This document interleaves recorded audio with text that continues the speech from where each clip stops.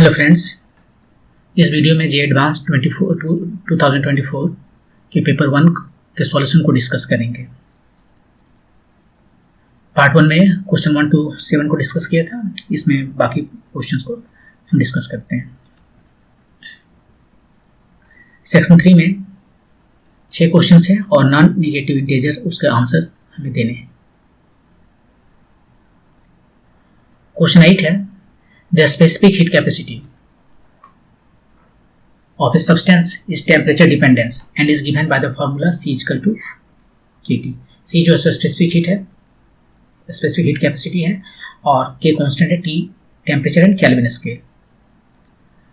T is the absolute temperature. If the heat required to raise the temperature of 1 kg of substance from minus 73 degrees Celsius to 27 degrees Celsius is Nk, then what is the value of N? देखिए, यहाँ पर जो heat चाहिए, यदि ये सी constant नहीं रहता तो हम बहुत सिंपली कह देते कि जो हीट उसे चाहिए वो कितना होता है, M C change in temperature. लेकिन सी यहाँ पर कांस्टेंट नहीं है, तब क्या करेंगे? तब जो है सो हम कहते हैं कि ठीक है, ये टेम्परेचर डिपेंडेंट है, तब हम थोड़ा सा टेम्परेचर बढ़ाते हैं dt से, और उस टेम्परेचर रेंज में इसका वैल्यू है CKT, मास है m, और जो हीट हमें बढ़ाने में लगा, जस्ट dt थोड़ा सा बढ़ाने में जो लगा वो है dq, और पूरा रेंज में जाने के लिए इंटीग्रेट कर देंगे mkt dt, इसको इंटीग्रेट कर देते हैं। t जो है सो 1 से t2 तक जा रहा है, और तब क्या हो गया, एम के इधर हो गया T square by 2 T1 to T2, M K by 2 T2 square minus T1 square, और सबका वैल्यू रखते हैं। एम कितना है, 1 kg है, के के वैल्यू कितना दिया है, वो तो के का के ही यहाँ पर है, के 2, T2 कितना है, T1 कितना है, ये T1 है माइनस 73 डिग्री सेल्सियस। अब यहाँ पर पावर दिया हुआ है और T यहाँ पर केल्विन स्केल में है, तो डिग्री सेल्सियस में नहीं लिख सकते, ये केल्विन स्केल में लिखेंगे। माइनस 273 प्लस 273 ऐड करेंगे तो ये हो गया 200 केल्विन, और ये जो है सो T2 हो गया, 273 ऐड करेंगे तो ये 300 केल्विन हो गया, तो ये 300 200 k बाई 2, 100 का स्क्वायर जो है सो 10⁴ किनारे कर लिए, 3 स्क्वायर 9, 2 स्क्वायर 4 5, k बाई 2, एक 10 इधर रख लिए और 1000 इधर ले गए, 5 इधर ले गए, ये हो गया 25,000 जो हीट लगा 25,000 की है। किससे कंपेयर करने बोला, एन के से, तो एन कितना हो गया 25,000। तो इसमें क्या किए, यदि हीट कैपेसिटी कांस्टेंट होता तो सीधे कितना टेम्परेचर हीट रिक्वायर्ड होता है उसका टेम्परेचर रेज करने के लिए, तो हम सीधे लिख सकते थे m times c times T2 minus T1। लेकिन ये c जो है टेम्परेचर डिपेंडेंस है, तो हमें लिखना पड़ेगा m टाइम्स c जो कि KT नाम है, और यहाँ पर हम थोड़ा सा टेम्परेचर रेज करेंगे, एक बार की T1 से T2 नहीं करेंगे, थोड़ा सा करेंगे dt, तो उस जितना हीट का मुझे जरूरत होगा उसे dq कहते हैं। दोनों तरफ इंटीग्रेट करते हैं T1 to T2 तो हमें टोटल हीट मिल जाता है, हमें जस्ट इंटीग्रेशन करना पड़ेगा, और सिंपल इंटीग्रेशन है, इसको कर सकते हैं। आप यदि इंटीग्रेशन नहीं करना चाहते हैं तो इस केस में काम चल जाएगा बिना इंटीग्रेशन का भी। क्यों? क्योंकि यहाँ पर जो हीट कैपेसिटी है वो लीनियर है, और जब भी लीनियर होता है तो आप एवरेज से काम चला सकते हैं। C जो है सो एवरेज ले लेते हैं, K T1 plus T2 by 2, ये वैल्यू हम यदि सब्स्टिट्यूट कर देंगे तो हमारा काम चल जाएगा। तो वैल्यू कितना हुआ देख लीजिए, K बाई 2, T1 कितना है 200 था, T2 300 था,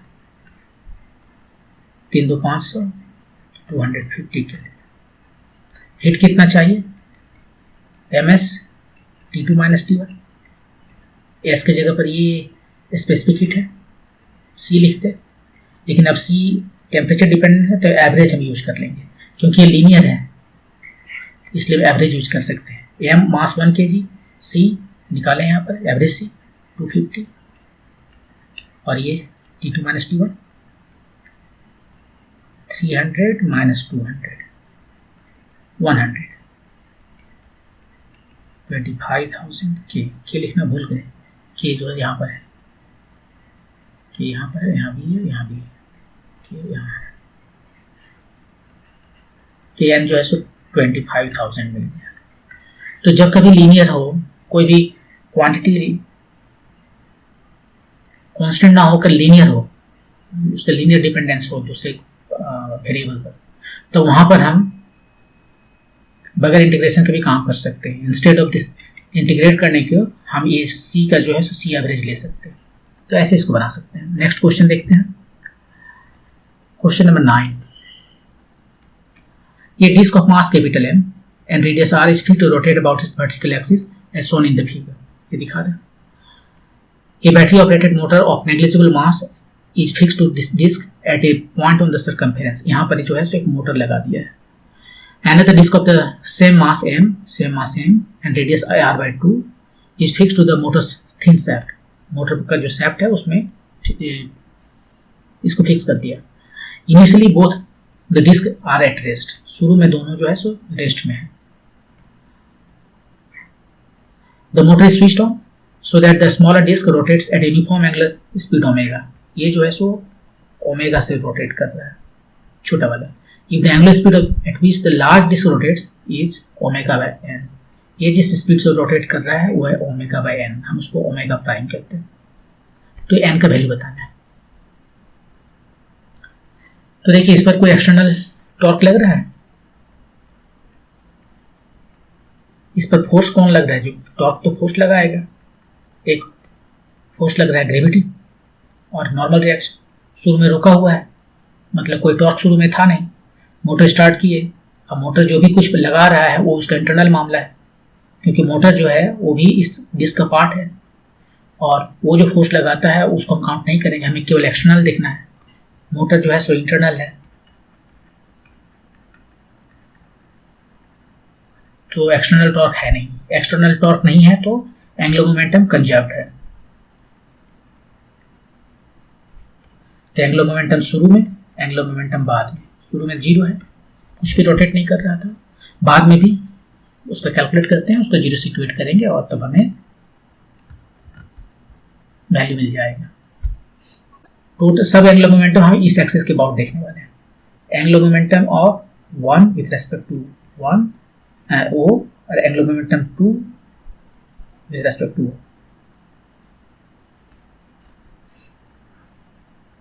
तो 1 का जो है इसके रेस्पेक्ट में कैसे देखेंगे, एक काम करते हैं, पहले इसका सेंटर ऑफ मास जो है ये वाला एक्सिस उसके रेस्पेक्ट में देखते हैं, L1 का C और फिर C का जो है एंगुलर मोमेंटम हम उस O के रेस्पेक्ट में देखते हैं, और ये 2 का तो है ही O के रेस्पेक्ट में।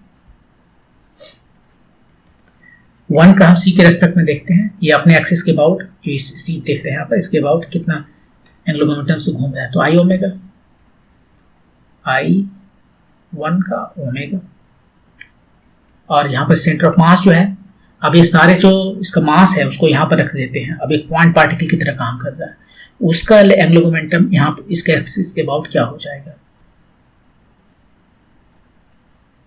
तो I पॉइंट पार्टिकल यहाँ पर हम कर रहे हैं, उसका ओमेगा प्राइम इसके साथ में ये रोटेट कर रहा है, ये पॉइंट पार्टिकल बन गया।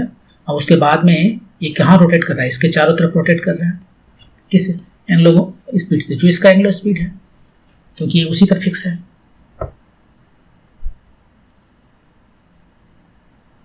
ये हो गया पहला वाला पार्ट। अब दूसरा वाला पार्ट, दूसरा का angular moment of inertia times उसका एंगुलर स्पीड ओमेगा प्राइम हमने कहा। ठीक है, अब सबको वैल्यू रख देते हैं। एक काम करते हैं, ओमेगा प्राइम निकाल ही लेते हैं, यहाँ से ओमेगा प्राइम आ गया minus I 1 omega by I point plus I 2।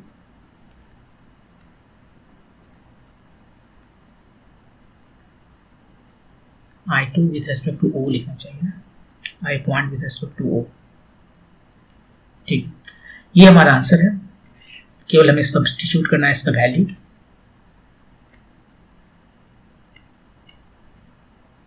Value substitute करते हैं। I1 कितना है, ये जो पहला वाला है इसका मोमेंट ऑफ इनर्शिया कितना है with respect to C, C लिखना भूल गए। तो यहां पर देखिए इसका मोमेंट ऑफ इनर्शिया जो है I1 का mr/2 का स्क्वायर बाय 4, 4 क्यों 2 ना, डिस्क का कितना होता है mr²/2, r यहाँ पर रेडियस r/2 है, तो ये आ गया mr²/8, 2 दूनी 4 2 8। इसका मोमेंट ऑफ इनर्शिया कितना है mr²/2, तो ये हो गया mr²/8। I पॉइंट जो है पॉइंट पार्टिकल जिसका मास m है, इस सेंटर को, ये जो छोटा वाला डिस्क है उसका पूरा मास इस सेंटर पर रख दिया यहाँ पर, तो वो पॉइंट पार्टिकल का मोमेंट से कितना होता है mr², m डिस्टेंस यहाँ से जिस एक्सिस के अबाउट रोटेट कर रहा है वो है कैपिटल R स्क्वायर, ये और इसका एंगुलर मोमेंटम ओमेगा प्राइम तो इधर लिखा हुआ है, खाली पॉइंट मोमेंट ऑफ इनर्शिया लिखना था, प्लस I2 तो अभी भी देखे ये mr²/2 है, mr² ओमेगा बाय 8, ये कितना आया 3 mr²/2। सिंप्लीफाई करते हैं, mr² omega by 8 times 2/3 mr² चला गया 2 × 8 ओमेगा बाय 12, ये ओमेगा बाय 12 आया, वहां कहा ओमेगा बाय n है, तो n कितना हो गया 12। समराइज कर देते हैं, कोई भी एक्सटर्नल टॉर्क नहीं है तो एंगुलर मोमेंटम कंजर्व रहेगा। इनिशियल में उसका एंगुलर मोमेंटम 0 है, बाद में भी 0 होना चाहिए। बाद में इसका एंगुलर मोमेंटम क्या है, ये सब तो रोटेट कर रहा है, तो इसका angular momentum with respect to this axis plus इसका angular momentum with respect to this axis. इसका angular momentum with respect to this axis निकाल रहे हैं, इसका moment of inertia times omega prime, इसको ओमेगा प्राइम कहते हैं, वो मैंने यहां लिखा। और इसका मोमेंट ऑफ इनर्शिया निकालने के लिए इस एक्सिस के अबाउट क्या करेंगे, पहले इसका इस एक्सिस के अबाउट निकालेंगे, जो I1 विथ रेस्पेक्ट टू यहाँ पर जो है इसका I1 हुआ mr²/8 और ये ओमेगा है इसका एंगुलर मोमेंटम जो मैंने यहाँ लिखा। और दूसरा, अब इसका जो मोमेंट ऑफ इनर्शिया C इसके सेंटर ऑफ मास के अबाउट निकला है, अब पूरे के मास को सेंटर ऑफ मास पर एक पॉइंट पार्टिकल की तरह रख देंगे और हम देखेंगे कि यहाँ पर इसका मोमेंट ऑफ इनर्शिया क्या आ रहा है, तो ऐड करेंगे, तो वो मैंने ऐड किया यहाँ पर, ये पॉइंट पार्टिकल का वो के about moment of inertia,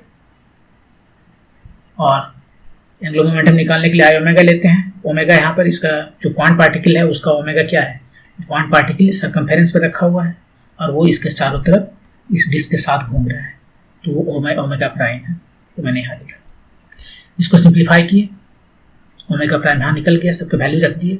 I1C जो है पहला छोटा वाला जो डिस्क है उसका सेंटर ऑफ मास के अबाउट जो मोमेंट ऑफ इनर्शिया है वो mr²/8 है, यहाँ कैलकुलेट किया, और इसका mr²/2 है जो यहाँ लिखे।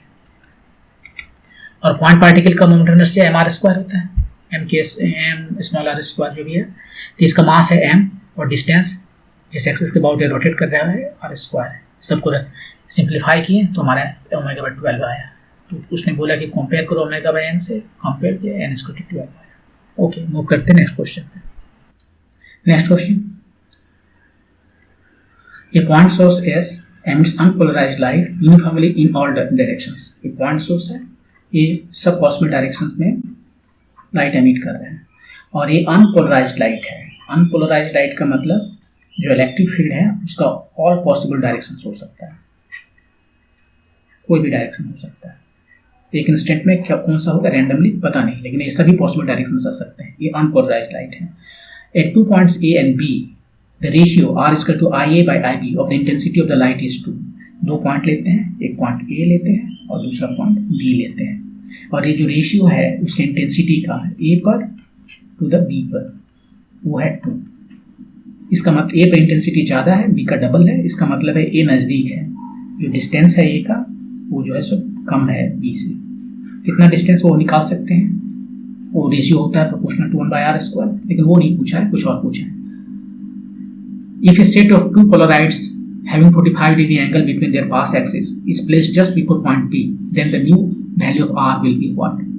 So next, ये तो पहले क्वेश्चन। अब यहाँ पर क्या किया कि उसने एक पोलराइज लगा दिया, एक ने 2 पोलराइड लगाया है, और उसके बीच का जो एंगल है वो 45° है। ये जो एंगल है वो 45° पर है। ये एंगल उसके पास एक्सिस का एंगल है, ठीक है। तो यहाँ पर लगा दिया। अब पहला सवाल उठता है कि यदि जो फाइनल अब यहाँ से लाइट निकल आ रहा है इसका इंटेंसिटी को हम IB प्राइम कहें, तो वो रेशियो कितना है IA prime by IB prime. IA में तो कोई चेंज नहीं हो रहा है ये पॉइंट पर, तो उसका इंटेंसिटी सेम रहेगा IA, लेकिन B पर 2 पोलराइड्स है तो इंटेंसिटी चेंज होके IB प्राइम आ गया। अब IB प्राइम क्या आया, पहले इस पोलराइजेशन पोलराइड्स की वजह से ये P1 पोलराइड है, ये P2 पोलराइड है, इसके वजह से इंटेंसिटी चेंज होगा। यहाँ पर जो है सो कितना है इंटेंसिटी, ये जस्ट इसके पहले लगाया गया है, तो जो शुरू में IB बोला था वही इंटेंसिटी है। यहाँ पर आया तो ये चेंज होके कुछ और हो गया, इसको हम स्टार बोलते हैं, इंटरमीडिएट है। और वो इंटेंसिटी यहाँ इस पर आया तो यहाँ से निकल के आया जो हमारा IB प्राइम है, ये वाला है IB प्राइम है। तो यहाँ पर जस्ट इस दोनों पोलराइड के पहले इसका इंटेंसिटी IB है। IB इसलिए क्योंकि B के जस्ट बहुत क्लोज है, और उसके बाद में पहला पोलराइड जो है इसका इंटेंसिटी चेंज करके कुछ कर दिया IB स्टार, इंटरमीडिएट स्टार। अब ये इस IB स्टार को फिर दूसरे ने चेंज करके IB प्राइम कर दिया। तो यहाँ पर हमारा कितना वैल्यू होगा ये बताना होगा। तो दूसरा पोलराइड जो है उसकी वजह से कितना हो गया IB ये प्राइम, रेशियो में लिखते जाते हैं, वो हो गया IB star times cos square theta.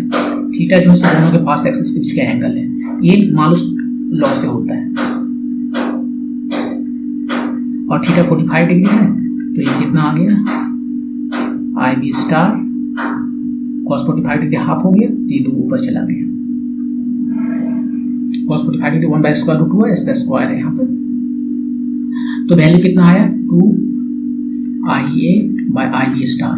अब IB स्टार कितना है, ये अनपोलराइज्ड लाइट जो यहाँ पर है उसको, ये अनपोलराइज्ड लाइट है, इसको जस्ट पोलराइज्ड लाइट में कन्वर्ट कर रहा है ये। तो यहाँ पर इंटेंसिटी कितना होता है, यहाँ पर IB है तो ये IB स्टार कितना होता है, ये होता है उसका हाफ। आप कॉमन सेंस ऐसे कर सकते हैं कि इलेक्ट्रिक फील्ड हर डायरेक्शन में है, और एक ही डायरेक्शन में इसको लाने के लिए जस्ट 2 परपेंडिकुलर डायरेक्शन सोचते हैं, और एक 50% टाइम इस डायरेक्शन में देगा और 50% टाइम इस डायरेक्शन में देगा। तो एक ये तो प्लेन पोलराइज्ड है, पोलराइज्ड इसको एक प्लेन में इसको वाइब्रेट करने के लिए अलाउ कर रहा है, तो 50% टाइम इधर, मतलब जितना इंटेंसिटी उधर था उसका यहाँ पर हाफ आएगा, तो IB/2 होता है। उसको यहाँ पर हम लिख दें 2IA IB/2, तो आया 4 times IA by IB, और IA by IB तो R है जो कि इसका वैल्यू दिया हुआ है 2, तो इस तरह से आंसर हमारा आ गया 8। अब यहाँ पर हम बता देते हैं आपको कि ये जो अनपोलराइज्ड लाइट है इसको प्रूव करके दिखा देते हैं मैथमेटिकली। तो मैथमेटिकली ऐसे इसको प्रूव कर सकते हैं कि जैसे कि हमारे पास ये देखिए हमारा x एक्सिस है, ये हमारा y एक्सिस है, ठीक है, और y एक्सिस के साथ में यहाँ पर जो है सो एक एंगल लिए थीटा, और बहुत छोटा सा एंगल ये है डी थीटा यहाँ पर, ठीक है। तो यहाँ पर कुछ इंटेंसिटी है लाइट का, कितना इंटेंसिटी है लाइट का, वहाँ पर जो लाइट का इंटेंसिटी है उसको हम DI कहते हैं, और वो हो जाएगा d(θ/2π)। ये इंटेंसिटी डिपेंड कर रहा है एंगल पर ना, ये विड्थ पर इसका, टोटल की वजह से जो इंटेंसिटी है वो I0 है। तो ये जो थीटा यहाँ पर जो देख रहे हैं छोटा सा, ये समझ सकते हैं कि एलिमेंट जो है उसके वजह से कितना होगा, D theta divided by total 2 pi times I not, इतना इंटेंसिटी हुआ डी आई।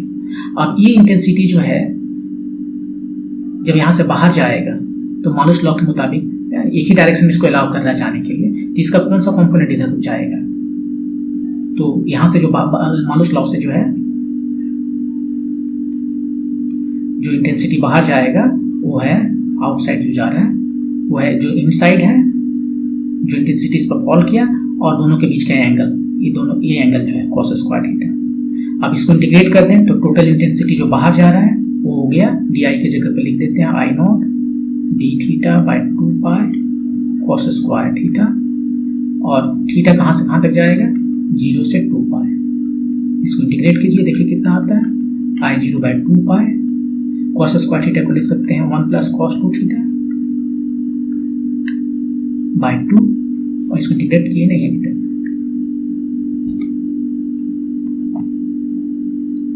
तो ये हो गया आई 0 बाई 2 पाई टाइम्स हाफ 1 का इंटीग्रेशन थीटा और cos का साइन 2 थीटा बाई 2। लिमिट है 0 to 2 पाई, रखते हैं लिमिट, आई 0 बाई 4 पाई इधर हुआ कॉन्स्टेंट में, थीटा को रखते हैं तो 2 पाई हुआ, और ये तो 0 देगा, साइन 2 थीटा, साइन 4 पाई 0, साइन 0 0 तो तक चला गया, 2 बार में आ गया इधर। तो इंटेंसिटी जो आया हमारा, एक अनपोलराइज्ड लाइट का इंटेंसिटी ये है और पोलराइज्ड लाइट का इंटेंसिटी ये है। तो एक जो पोलराइड्स है, यहाँ पर जो पोलराइड्स लगाते हैं वो इधर से जो लाइट आ रहा है आई नॉट से, इधर वो आने देगा आई नॉट बाई 2 से। पहले इंटेंसिटी हाफ कर दिया और इसको जो है सो अपने जो पास एक्सिस है उस डायरेक्शन से इलेक्ट्रिक फील्ड वाइब्रेट करेगा।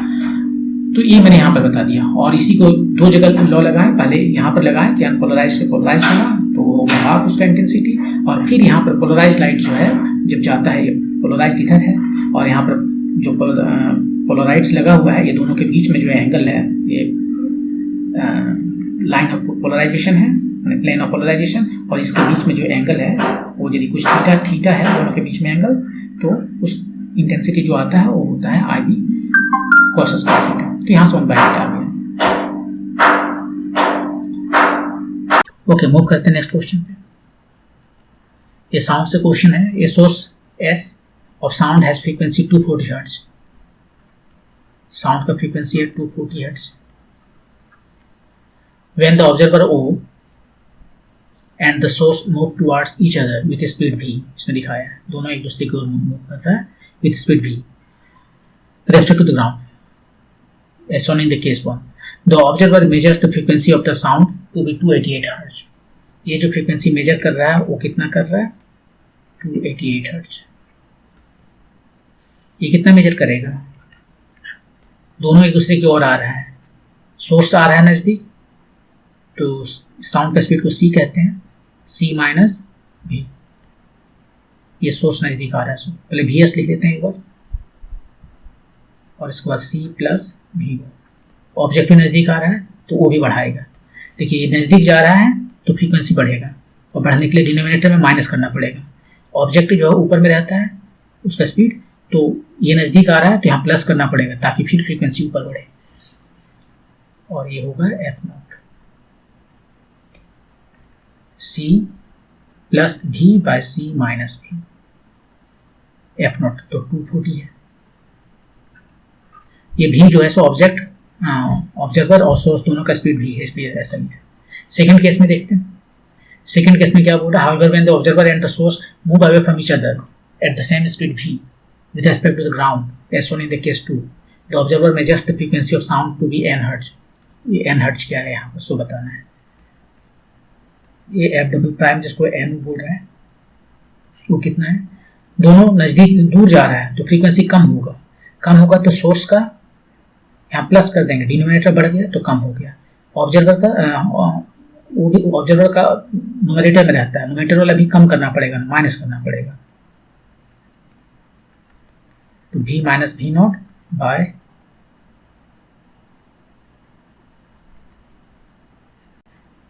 v भी से कंफ्यूजन होगा क्योंकि भी यहाँ पर स्पीड है दोनों का गाड़ी का, सी इसलिए यूज कर रहे हैं। सी जो साउंड का स्पीड है, साउंड स्पीड है, तो सी माइनस भी बाय सी प्लस भी, और एफ नॉट है 240। Equation number 2। अब हमारे पास केवल 2 इक्वेशन है और वेरिएबल कितना है वो देखिए, एक भी हमें नहीं पता है, ये एन हमें नहीं पता है 2, और सी भी हमें नहीं दिया है। अब हमें पता है कि साउंड का स्पीड क्या होता है, लेकिन उसने दिया तो नहीं ना, वो तो ये नहीं बता रहा है कि किस सिचुएशन में वो चल रहा है, साउंड का स्पीड क्या है, तो उसने वो भी नहीं दिया। तो हमारे पास 1 2 3 इक्वेशन है, 3 वेरिएबल है और 2 इक्वेशन है, तो यूनिकली हम सॉल्व नहीं कर सकेंगे, लेकिन बहुत सारे सिचुएशन होता है जिसमें एक कम से कम एक का तो सॉल्यूशन कर ही सकते हैं। जैसे इस केस में देखिए, दोनों को यदि हम मल्टीप्लाई करें तो ये वाला पूरा का पूरा खत्म हो जाएगा। इक्वेशन 1 और 2 को यहाँ पर मल्टीप्लाई करें तो 288 लेफ्ट साइड में है और इधर n है, राइट साइड में ये दोनों तो खत्म हो गया, 240 टाइम्स 240 और n का वैल्यू निकल आया, बाकी सब नहीं निकलेगा।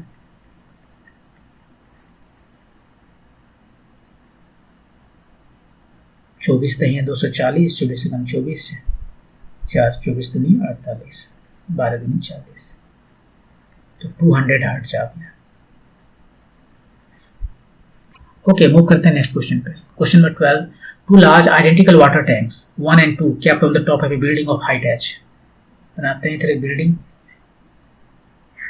ये बिल्डिंग है, इस पर एक टैंक इधर है, एक टैंक इधर है, इसमें थोड़ा सा छेद इधर है, इसमें भी छेद इधर है। 1 and 2, ये 1 and 2 on top of the building of height h are filled with water up to height h। दोनों में height h तक वाटर है।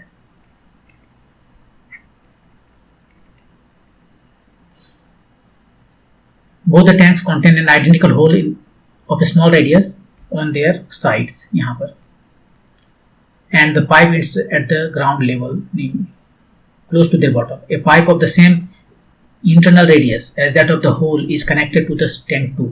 ये दूसरा टैंक का यहाँ से एक छोटा सा पाइप जस्ट इसी के क्रॉस सेक्शनल एरिया का, उसको कनेक्ट करके ग्राउंड पर ले जा रहा है।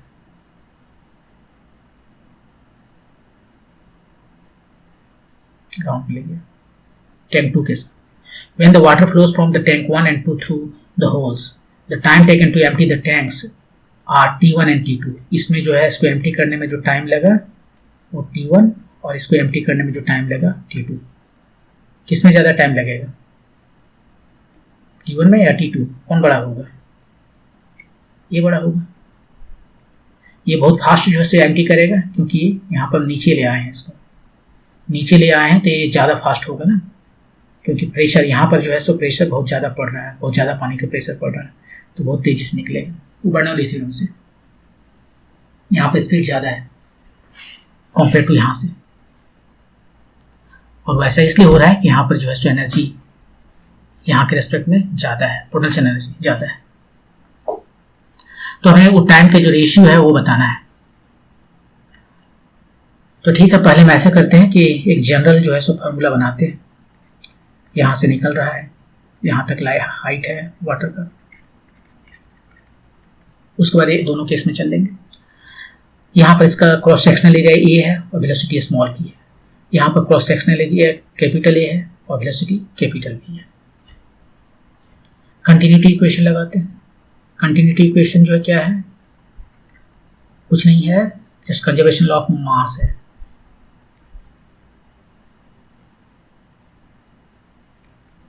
यहाँ पर जो वॉल्यूम है वही वॉल्यूम यहाँ पर है, क्योंकि ये इनकॉम्प्रेसिबल वाटर है, लिक्विड है, कॉम्प्रेस नहीं हो सकता। जितना वॉल्यूम यहाँ से नीचे आएगा उतना ही इधर से भी निकलेगा। तो वॉल्यूम ए टाइम्स वॉल्यूम पर सेकेंड हो गया, ए क्रॉस सेक्शनल एरिया वेलोसिटी, तो वॉल्यूम पर सेकेंड। तो यहाँ से स्मॉल भी का वैल्यू हमें पता चल गया, ए कैपिटल भी बाई बी।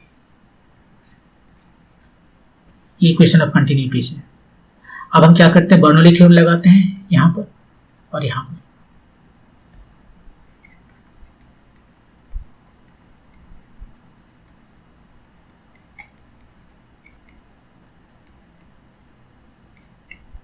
Bernoulli theorem. तो बर्नौली थ्योरम क्या कहता है? वो कहता है प्रेशर, यहाँ पर ये कॉन्टैक्ट में है एटमॉस्फेयर के, तो प्रेशर पी नॉट होगा। ये भी खुला हुआ है तो यहाँ का भी प्रेशर भी पी नॉट होगा। दोनों खुला हुआ है, ये एटमॉस्फेयर के साथ में खुला हुआ है, तो वहाँ पर वही प्रेशर लगेगा जो एटमॉस्फेरिक प्रेशर है, प्लस रो जी एच ये हुआ potential energy per unit volume, plus kinetic energy per unit volume, half m v square नहीं रो वी स्क्वायर। किस जगह का बात कर रहे हैं ये? 1 या 2? कहाँ का?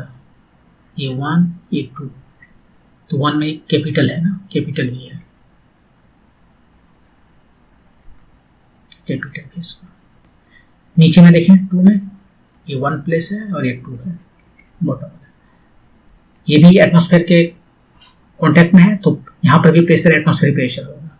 ये रो जी हाइट तो 0 है, यहाँ पर पोटेंशियल एनर्जी है नहीं, और kinetic energy half rho small v square.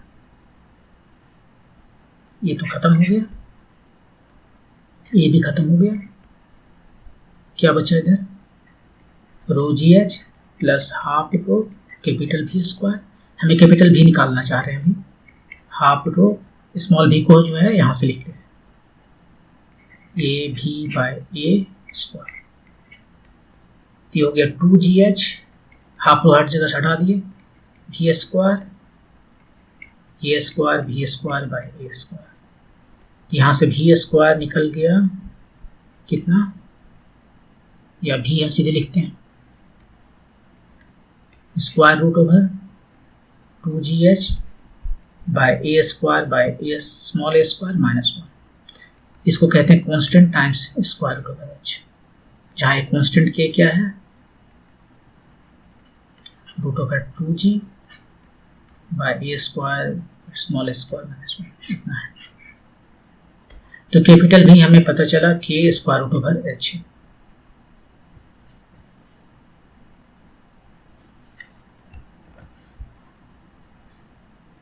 अब कैपिटल भी जो है वो नीचे आ रहा है, वेलोसिटी जो है वो घट रहा है या बढ़ रहा है? ये इसका वेलोसिटी वो घट रहा है। जैसे जैसे एच नीचे आएगा वैसे वैसे ये भी क्या है, भी जो है so minus D H by D T है। एच जो है वो घट रहा है, इसलिए यहाँ पर माइनस साइन दे दिए ताकि भी पॉजिटिव रहे। तो यहाँ लिख सकते हैं minus D H by D T K root over H, D H by root over H equal to K D T. दोनों तरफ इंटीग्रेट करते हैं। टी इक्वल टू 0 पर एच कितना है, पूरा का पूरा 10 भरा हुआ है एच तक है। T equal to T1 time में ये पूरा का पूरा खाली हो गया। अब यहाँ पर हम केस 1 चलते हैं, यहाँ से हम केस 1 चलते हैं, इसको लेकर हम दोनों केस के लिए अलग अलग चलते हैं। ऐसा क्यों ना करें कि हम लेफ्ट और राइट साइड में ही कर देते हैं।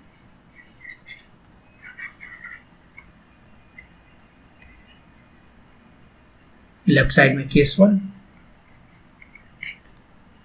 D H by square root over H equal to minus K D T. T equal to 0 पर ये एच है और टी इक्वल टू T1 पर एच खत्म। यहाँ से स्टार्ट किया टी इक्वल टू 0 पर और t equal to h t equal to T1 पर ये वाला उतर के यहाँ आ गया, पूरा पानी खत्म हो गया। सेकंड केस में इधर देखिए,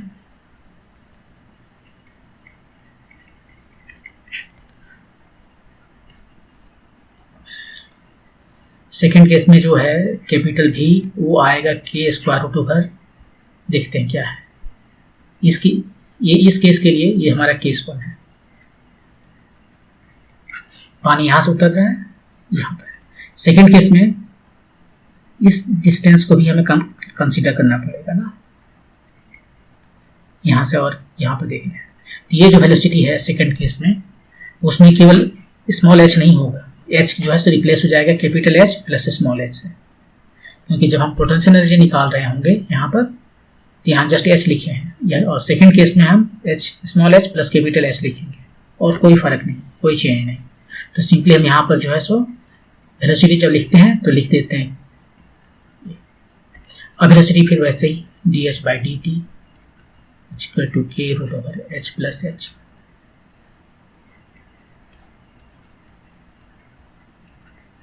minus K D T T equal to 0 पर एच कितना है, पूरा एच है, और टी इक्वल टू T2 पर ये एच जो है सो कितना हो गया, एच खत्म हो गया, खाली हो गया।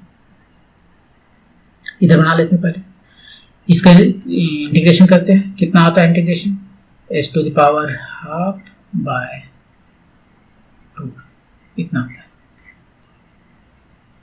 एच 0 माइनस के T1, तो T1 आ गया हमारा 2 by k root over H, इतना आया T1 का वैल्यू।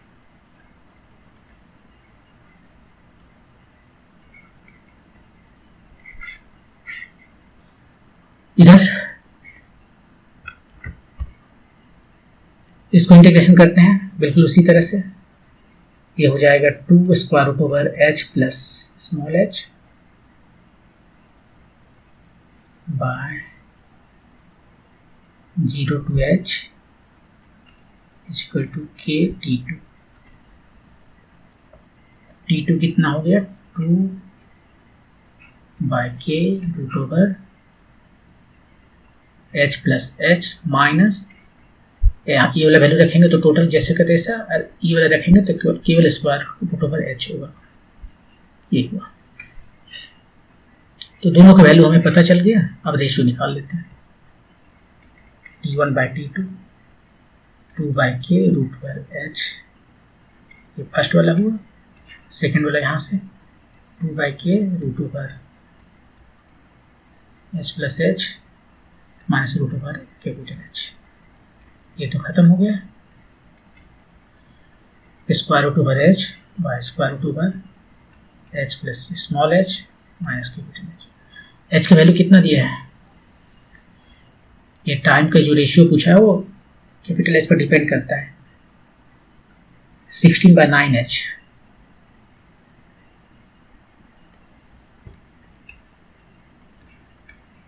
एच की जगह पर 16/9h, 16/9h। ये एच यहाँ से हट गया, खत्म हो गया। यहाँ बचा ऊपर में 1, यहाँ पर बचा 16/9 प्लस 1, यहाँ पर 16/9 1, ये कितना हो गया 25/9, ये हो गया 16/9। तो 3 निशान चला गया ऊपर और नीचे में बच गया 5 - 4, यही आपका आंसर। तो एक बार समराइज कर देते हैं। एक मकान है, मकान के ऊपर में 2 वाटर टैंक रखा हुआ है, दोनों में वाटर का लेवल जो है हाइट सेम है h, और दोनों में सेम क्रॉस सेक्शनल एरिया का एक नीचे छोटा सा होल है बॉटम के पास में, और दोनों आइडेंटिकल ये टैंक है। जो सेकेंड टैंक है उसमें एक पाइप लगा दिया, उसका पाइप का क्रॉस सेक्शनल एरिया जो होल है उसके बराबर है, और उसको जमीन पर ले चला गया। जमीन से बिल्डिंग का हाइट जो है सो कैपिटल एच। पानी यहाँ से बहना शुरू किया दोनों ने, ये T1 टाइम दिया, ये T2 टाइम दिया। ऑफकोर्स ये जो है सो स्लो होगा, ये फास्ट होगा, क्योंकि पानी नीचे गिर रहा है, तो इससे बहुत ज़्यादा प्रेशर नजर आएगा यहाँ से, तो इसका स्पीड बहुत ज़्यादा रहेगा, तो ये जल्दी पानी खत्म होगा। रेशियो बताना है T1/T2। तो हम जैसे जैसे हाइट नीचे आएगा इसका वेलोसिटी भी चेंज होता चला जाएगा। तो हम पहले इक्वेशन ऑफ कंटिन्यूटी निकालते हैं, जो कि कुछ नहीं, कंजर्वेशन ऑफ मोमेंट मास है। यहाँ पर इसका क्रॉस सेक्शनल एरिया को वेलोसिटी से मल्टीप्लाई करते हैं, तो क्या मिलता है, volume per unit time, volume per unit second पर सेकेंड, और यहाँ पर भी वही होता है, वॉल्यूम पर सेकेंड। ये एक इनकम्प्रेसिबल लिक्विड है, लिक्विड कॉम्प्रेस नहीं हो रहा है, तो जितना वॉल्यूम इधर से आ रहा है 1 सेकेंड में, उतना 1 सेकेंड में इधर से निकलना है, ये दोनों सेम होगा। यहाँ से हमें ये जो छोटा वाला वेलोसिटी है वो हमें पता चल गया। अब हम बर्नौली थ्योरम लगाते हैं। बर्नौली थ्योरम कहता है कि potential energy per unit pressure energy per unit volume, ये प्रेशर जो है सो एनर्जी पर यूनिट वॉल्यूम है, यहाँ लिखना जस्ट प्रेशर है, प्लस रो जी एच, एम जी एच की जगह पर रो जी एच लिखते हैं, और हाफ एम बी स्क्वायर की जगह रो बी स्क्वायर लिखते हैं। ये हो गया total energy per unit volume. तो ये इस क्रॉस सेक्शन पर देखते हैं 1 पे, और ये इस यहाँ पर देखते हैं क्रॉस सेक्शन पर 2 पे। दोनों जगह लिख दिया सबका वैल्यू। सेकंड केस में हाइट तो है नहीं, तो पोटेंशियल एनर्जी 0 हो गया, और इस स्मॉल v को जो है कैपिटल V के टर्म में यहाँ से लिख दिए, और हमें कैपिटल V में एक फॉर्मूला आ गया, कैपिटल एक एक्सप्रेशन आ गया, जहाँ पे k कांस्टेंट है, k square root over h। अब हमें v जो है वेलोसिटी ऑफ ऊपर वाला जो लेवल दिख रहा है यहाँ पर, वो कितना होगा, वो h का चेंज का रेट है, तो minus D S by D T लिखेंगे क्योंकि h घट रहा है, minus D S by D T लिखिए, h घट रहा है। अब दोनों केस के लिए अलग अलग चलते हैं। पहला केस में क्या है कि h जाता है capital H to 0 t time. Second case में क्या है कि बिल्डिंग का हाइट को भी कंसीडर करना पड़ेगा, तो बिल्डिंग का हाइट कैपिटल H वो भी इसी के साथ में आएगा, तो भी हो जाएगा यहाँ पर k square root over capital H plus small h। ये आप देख सकते हैं कि ये कैपिटल H इंटर करता हूँ केवल पोटेंशियल एनर्जी के टर्म में, और फिर यहाँ पे इसको दोनों को इंटीग्रेट करते हैं, बस लिमिट देते हैं इसमें कि t इसको 0 पर h जो है सो h है, और बाद में 0 हो गया, यहाँ भी वही लिमिट है। और इसको सिंप्लीफाई करते हैं तो t2 और t1 निकल आता है, रेशियो निकालते हैं, ये आता है वैल्यू फाइनली। h का कैपिटल H का वैल्यू दिया हुआ है 16/9h, इस वैल्यू को सब्स्टिट्यूट करते हैं तो हमें रेशियो 3 मिलता है। ओके, मूव करते हैं last question of this section. A thin uniform rod of length L and certain mass M is kept on a fixed unless horizontal table, air table, with a massless string of length L, ये रहा string, fixed to one end, यहाँ पे fix कर दिया गया है।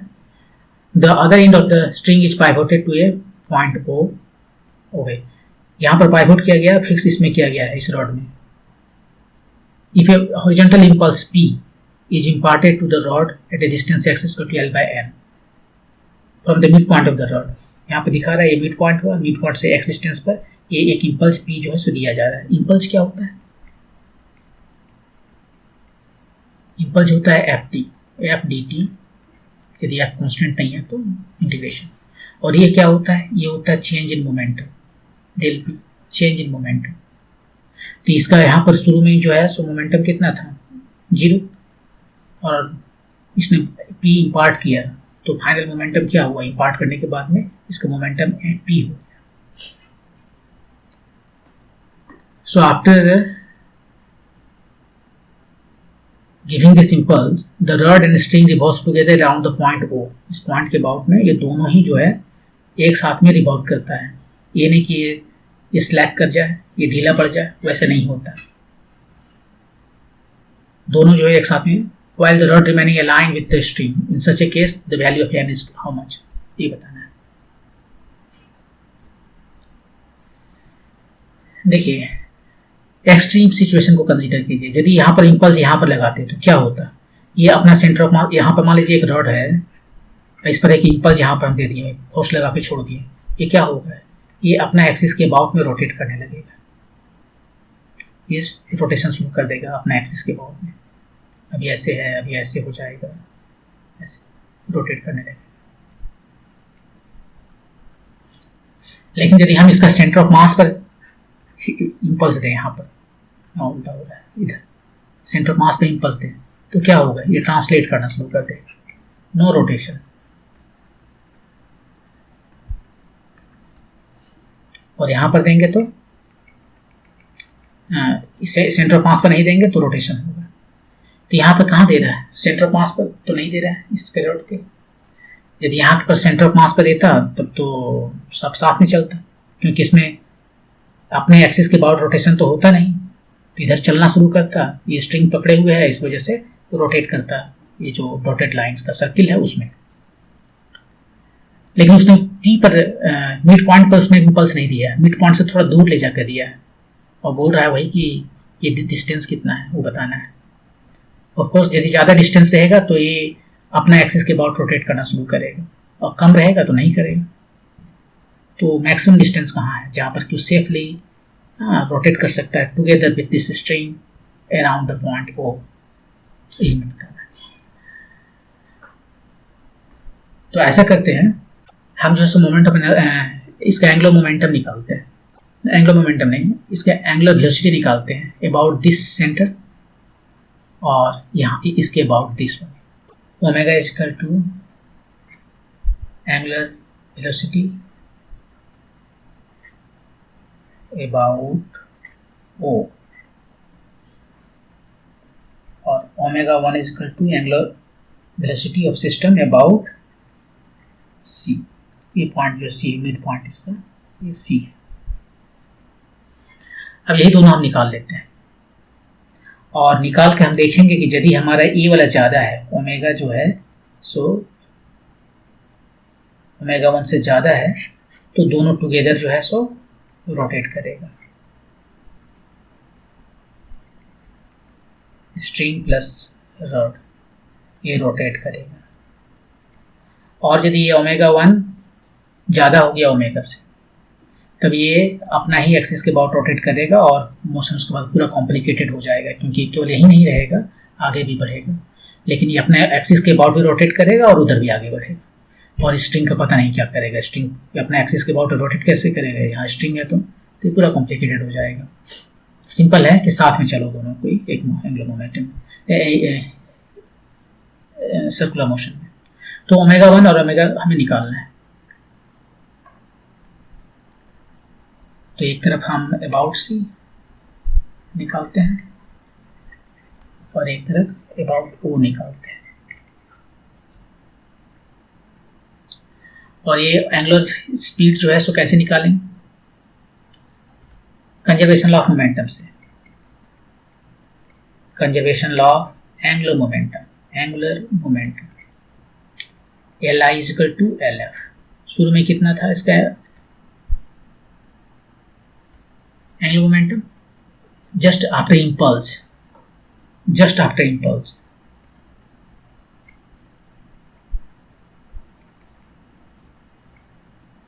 Impulse के पहले नहीं, तब तो जीरो हो जाएगा, जस्ट आफ्टर इम्पल्स।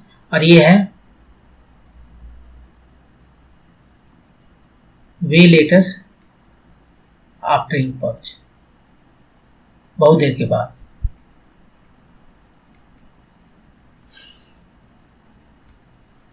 तो जैसे ही इम्पल्स दिया, इम्पल्स ने क्या किया, इम्पल्स ने जो है सो तो चेंज किया उसके एंगुलर मोमेंट ये मोमेंटम, लीनियर मोमेंटम। तो यहां पर हो जाएगा आर क्रॉस पी, यही नहीं होता है।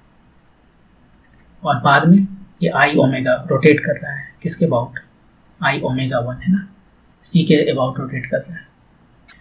यहाँ मान लेते हैं जस्ट अपने केवल अकेले रोटेट कर रहा है और कहीं नहीं जा रहा है, अपनी ही जगह पर रोटेट कर रहा है।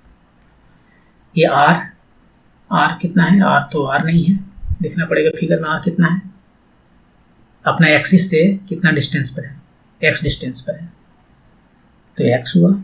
और पी ये जो कितना लीनियर मोमेंटम इसको दे दिया इंपल्स के बाद में, उसमें पी लीनियर मोमेंटम दिया था। आई ये जो रॉड है इसका मोमेंटम एनर्जी अपना सेंटर के अबाउट ml² बाय 12 होता है और ओमेगा वन। तो यहाँ से हमें ओमेगा वन पता चल गया, px by ml² by times 12। Okay, second तरफ अबाउट ओ देखते हैं। यहाँ पर भी जो है सो कंजर्वेशन लॉ मोमेंटम लगाते हैं, एंगुलर मोमेंटम। शुरू में जस्ट आफ्टर इम्पल्स इसका एंगुलर मोमेंटम कितना होगा, वो होगा x times r cross F होता है ना, तो r की जगह पर लिखेंगे डिस्टेंस o से डिस्टेंस कितना है, o टू c। देखिए ये हुआ l plus 2 l/2 plus x। ये टोटल जो डिस्टेंस है वो है l plus l/2 plus x। और मोमेंटम है लीनियर मोमेंटम जो इम्पल्स ने इसे प्रोवाइड किया, इक्वल टू बाद में तो रोटेट कर रहा है, तो I about omega O times omega.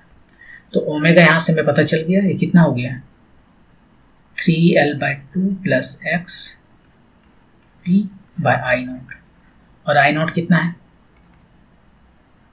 3l plus 2x p by 2 I naught. I naught जो है सो स्ट्रिंग का तो कोई मोमेंट ऑफ इनर्शिया है नहीं क्योंकि इसमें मास नहीं है। इसका moment of inertia about this axis निकालना है, तो अबाउट दिस सेंटर ऑफ मास हमें पता है, और प्लस इसका मास टाइम्स यहाँ से यहाँ तक की डिस्टेंस का स्क्वायर। पैरेलल एक्सिस थ्योरम,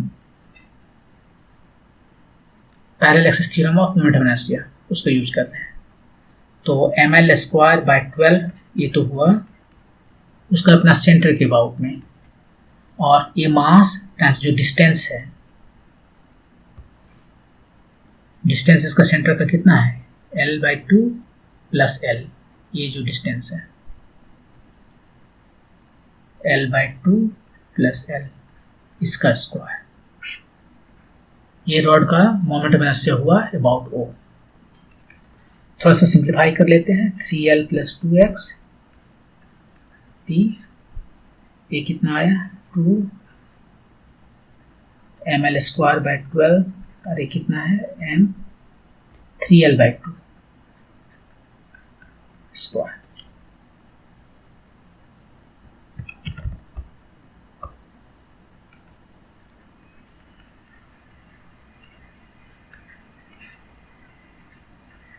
ये कितना हो गया ml स्क्वायर बाय 12 प्लस ये हो गया 3 बाय 2 4, 3 9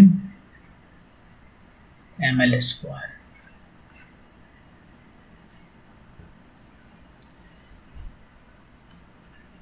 three l plus 2x times p,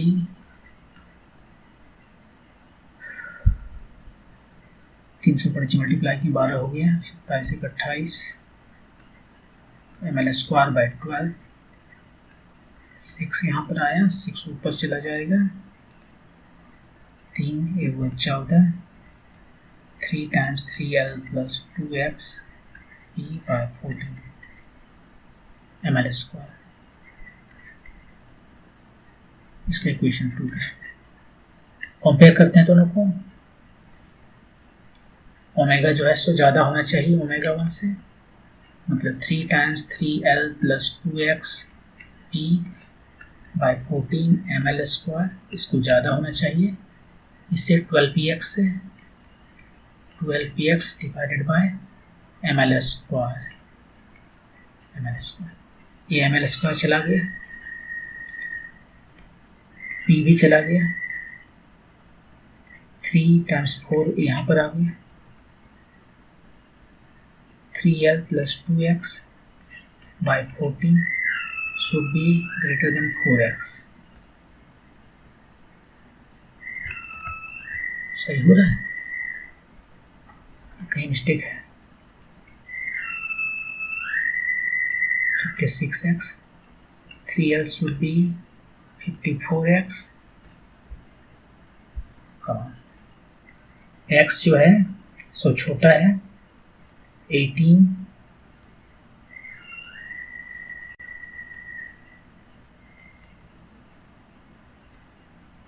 l/18, तो x को जो है l/18 से छोटा होना पड़ेगा। सो x जो मैक्सिमम हो सकता है वो है l/18, और यही वो 18 पूछ रहा है। 18। तो एक बार समराइज कर दें, यहाँ पर इम्पल्स के थ्रू मोमेंटम इसको इम्पार्ट कर दिया गया, कुछ मोमेंटम इस रॉड को आ गया, और वो मोमेंटम किस जगह पर आया है, यहाँ पर आया शुरू में, बाद में वो एंगुलर मोमेंटम में कन्वर्ट हो जाएगा। शुरू में तो जस्ट यहाँ पर मूव करना शुरू किया है। तो क्वेश्चन ये है कि किस जगह पर इस इम्पल्स को दिया जाए कि यह जो है स्ट्रिंग के साथ मूव करे। ऐसा ना हो ज़्यादा दूर में देते तो क्या होता है, अपना एक्सिस के अबाउट मूव करने लगता है, जैसे यहाँ होता है, यहाँ पर दे देते हैं तो अपना एक्सिस के अबाउट मूव करने लगता है, वो ना करे। तो एक तरीका तो ये है कि उसका सेंटर ऑफ मास पे दे दिया जाए। यहाँ पर देने से टॉर्क ही जीरो होता है, टॉर्क जीरो है तो केवल ट्रांसलेशनल मोशन होगा, रोटेशनल मोशन होगा नहीं। और यहाँ पर जब ट्रांसलेशनल मोशन होगा तो स्ट्रिंग जो है सो टेंशन के थ्रू इसको अपने चारों तरफ रोटेट करा देता है। लेकिन वो बोल रहा है कि वो डिस्टेंस हमें यहाँ पर देख बताओ, एक्स पर लगाया है, मतलब कि मैक्सिमम एक्स का वैल्यू कितना हो सकता है। तो क्या करते हैं हम कहते हैं कि ओमेगा 1 जो है सो एंगुलर स्पीड है इस रॉड का about its own axis, omega है एंगुलर स्पीड इस रॉड का अबाउट ओ एक्सिस, यहाँ पर ये जो एक्सिस उसके, वो दोनों निकालते हैं और दोनों को निकाले conservation law of angular momentum लगाते हैं। यहाँ पर जस्ट आफ्टर इम्पार्टिंग इम्पल्स उसका एंगुलर मोमेंटम क्या है और एंगुलर मोमेंटम बाद में क्या है। तो इम्पल्स जैसे ही उसको हम लगाएं तो इस पर जो एंगुलर मोमेंटम है वो x times p, r plus p होता है। आर ये पी लगा कहाँ है, एक्स डिस्टेंस पर अबाउट इट्स सेंटर सी, तो एक्स पी हुआ इतना एंगुलर मोमेंटम। अब बाद में क्या है, वो रोटेट करना शुरू किया अपना एक्सिस के अबाउट, तो उसका एंगुलर मोमेंटम कितना हुआ, आई ओमेगा 1। यहाँ से ओमेगा 1 का वैल्यू निकाल लिया। अब यदि वो हम देखें कि इसका ये रोटेट अपना एक्सिस के अबाउट ना करके ओ के अबाउट कर रहा है, ये जो ओ है इसके अबाउट कर रहा है, तो यहाँ पर conservation law of angular momentum लगाएं। जो यहाँ पर अब जो उसने एंगुलर मोमेंटम दिया इन वेरी बिगनिंग में, वो कितना होगा, आर प्लस टू। आर अब यहाँ पर ओ से लेना है, तो वहाँ से ओ से इस जहाँ एंगुलर मोमेंटम इम्पार्ट किया गया है उसका डिस्टेंस है L plus L by two plus X, उसको पी से मल्टीप्लाई किया, एंगुलर मोमेंटम हुआ इमीडिएटली आफ्टर इम्पार्टिंग इम्पल्स। और इसके बाद में ये रोटेट करेगा, तो I naught omega, I O naught जो है सो रड का इम्पल्स, रड का मोमेंट ऑफ इनर्शिया है अबाउट हो, स्ट्रिंग तो मासलेस है तो उसका कोई मोमेंट ऑफ इनर्शिया होगा नहीं। वैल्यू रखते हैं इसमें, इस तरह से ओमेगा का वैल्यू निकल जाता है। यहाँ पर आई नॉट का वैल्यू जो है सो हमें इस रड का मोमेंट ऑफ इनर्शिया बताना है about this axis passing through this O, तो रड का moment of inertia passing through C, उसका centre of mass mid point से वो होता है एल स्क्वायर बाई 12, इसके अबाउट निकालना है, तो ओ आई नॉट प्लस इसका मास टाइम्स ये दोनों के जो डिस्टेंस है मास से सेंटर ऑफ मास का, सेंटर ऑफ मास से इस ओ का, उसका स्क्वायर करना होगा using parallel axis theorem of moment of inertia. हमने इसका मोमेंट ऑफ इनर्शिया निकाल लिया, सबका वैल्यू रखें, सब्स्टिट्यूट किया, ओमेगा का वैल्यू आया यहाँ पर। अब कंडीशन कि दोनों साथ में चले, स्ट्रिंग और रॉड जो है वो रिवॉल्व करे टुगेदर, उसके लिए कंडीशन ये है कि जो एंगुलर मोमेंटम है अबाउट ओ मतलब ओमेगा, उसको ज़्यादा होना पड़ेगा angular momentum about centre of mass of rod omega 1 से। दोनों का वैल्यू सब्स्टिट्यूट किए और इसको सिंप्लीफाई किए तो आया x is less than l by 18, इसको l बाई n से कंपेयर किया तो n जो है सो 18 आया, यही आंसर है। मूव करते हैं नेक्स्ट क्वेश्चन। ये सेक्शन 4 है। सेक्शन 4 में क्या है कि लिस्ट है, लिस्ट 1 है लेफ्ट साइड में और लिस्ट 2 है राइट साइड में, वो दोनों को मैच करना है। Question number 14, 1 mole of a monatomic ideal gas, n कितना है, 1 मोल है और ये मोनोटोमिक आइडियल गैस है। Undergoes the cyclic process J K L M N J as shown in the PT diagram. Pressure temperature diagram, J से start किया, K K L L to M M to J back, cyclic process complete किया। Match the quantities mention in list 1 with their values in list 2 and choose the correct options। R जो है सो gas constant है। Okay, P ने क्या दिया है कि work done in the complete cyclic process, चार में से कौन होगा, work done in complete cyclic process कितना होगा, P का देखते हैं। इसको कहते हैं W1, W1 नहीं जस्ट 1 कहते हैं इसे, फिर 1 2 हम अपने ले लेंगे, 1 2 3 4। वर्क डन जो है सो टोटल होगा W1 W2 W3 W4। W1 में कितना वर्क डन हो रहा है, वर्क डन कितना होता है, PdV होता है, राइट। यहाँ पर प्रेशर कांस्टेंट है, प्रेशर कांस्टेंट है तो उसको बाहर कर लेते हैं, ये dV का हो जाएगा V2 VK, right. V final क्या लिखूं, एक जनरल लिखना चाहते हैं ताकि बार बार सबका यूज करें, V final minus V initial, multiply करते हैं।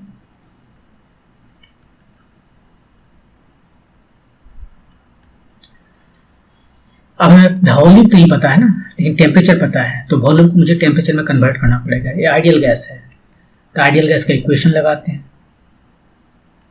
Ideal gas equation p v equal to n r t. यहाँ देखिए p v equal to n r t है तो हम W1 लिख सकते हैं n r t final minus t initial. ये वर्क डन है, यदि प्रेशर कांस्टेंट हो तो वर्क डन है, ये हमारा फार्मूला। तो इस केस में W1 हो गया नंबर ऑफ मोल्स 1, R तो R है, TF माइनस टी आई, यहाँ से TF माइनस टी आई कितना होगा 3T not minus T not 2T not R या 2R T नॉट जो है 2R T नॉट। ठीक है, ये W1 हमें पता हो गया। ऐसे ही बाकी सब भी W निकालना पड़ेगा और सबको ऐड करना पड़ेगा। WT देखते हैं, WT इसमें देखते हैं।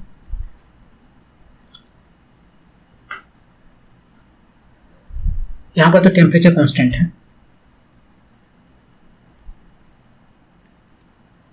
तो टेम्परेचर यदि कांस्टेंट है तो आइसोथर्मल प्रोसेस है। उसके लिए हमें फार्मूला पता है कि NR T ln V final by V initial होता है।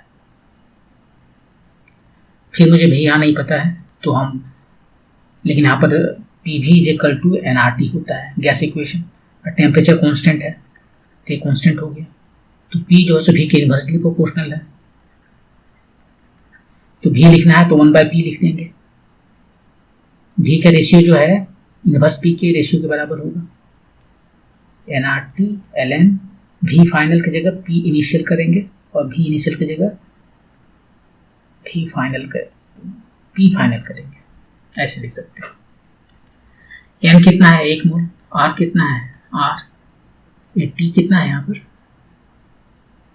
T जो है सो 3T नॉट है, right 3T not ln PI times divided by PF। PI शुरू में कितना है यहाँ पर प्रेशर P नॉट, बाद में 2P नॉट, ये तो चला गया 1/2 आया, तो फाइनली ये हो गया -6 नहीं 3 है ना, 3RT नॉट ln 2, माइनस यहाँ पर ln 1/2 की वजह से माइनस आ गया, तो W2 भी हमें पता हो गया। W3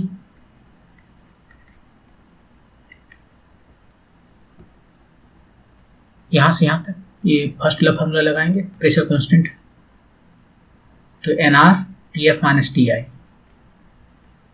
NR TF minus T I, N 1 है, R TF minus T I कितना हुआ इस प्रोसेस के लिए T not minus 3T not, so minus 2T not,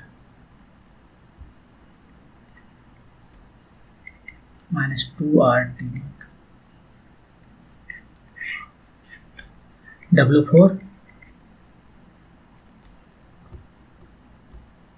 ये आइसोथर्मल प्रोसेस है, उसके लिए भी देखें यहाँ पर फॉर्मूला ये वाला nRT ln PI/PF, nRT ln PI/PF।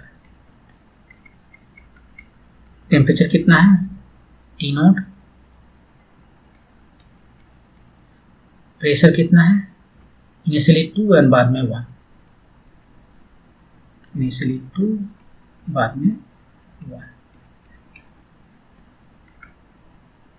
RT not ln 2।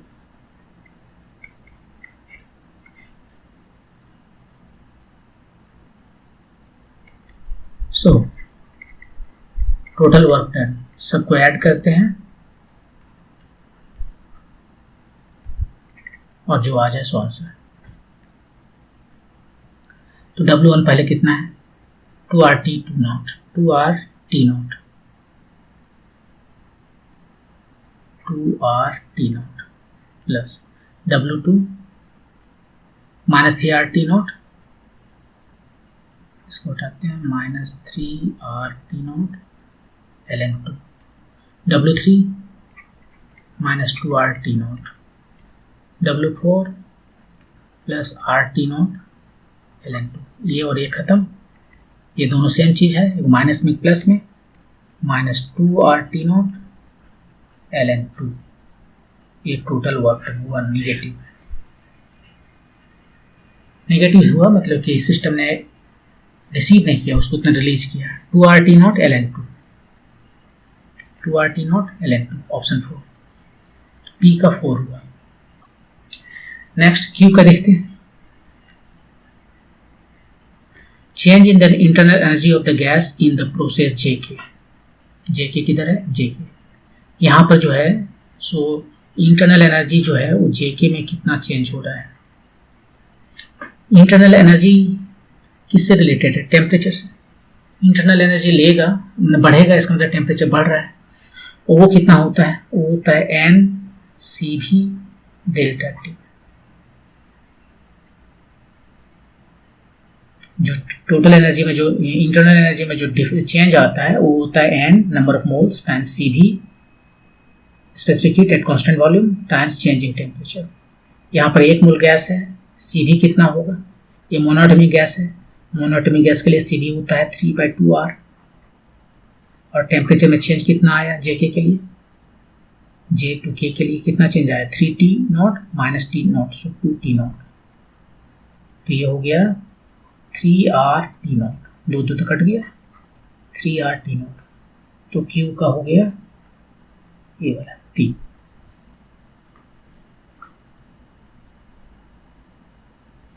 R में देखिए, heat given to the gas in the process KL, KL में कितना हीट दिया गया है, K2L में जो हीट प्रोवाइड किया गया है वो कितना है, ये था Q के लिए ना, Q यहीं पर देखते हैं। R के लिए देखिए, हीट जो है प्रोवाइड किया गया है वो है del U plus del W, और डेल W कितना है, डेल U निकालना पड़ेगा, वो तो निकाल लेते हैं अभी हम। डेल U ऐसे निकालते हैं NCV डेल्टा T, और डेल्टा W कितना है, इस केस में W2 ऑलरेडी निकाले हुए कहीं पर, ओके। N तो 1 है, CV कितना है 3/2R, डेल T में कितना चेंज हुआ, कौन सा प्रोसेस है, और KL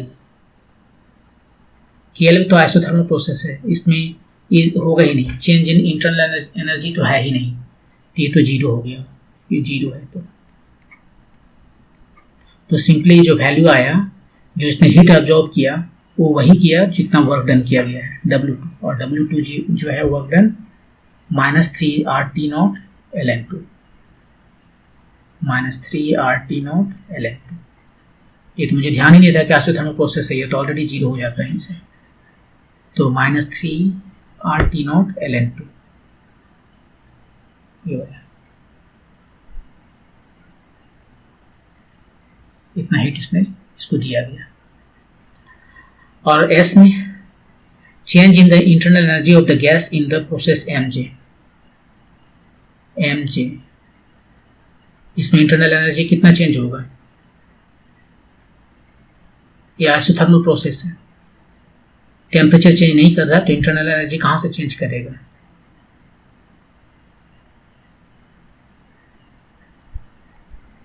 जीरो। तो ये जो है S का चला 0। तो कौन किसके साथ है, P का 4, Q का 3, R का 5, 4 3 5, 4 3 5, और S का 2, B, ऑप्शन B।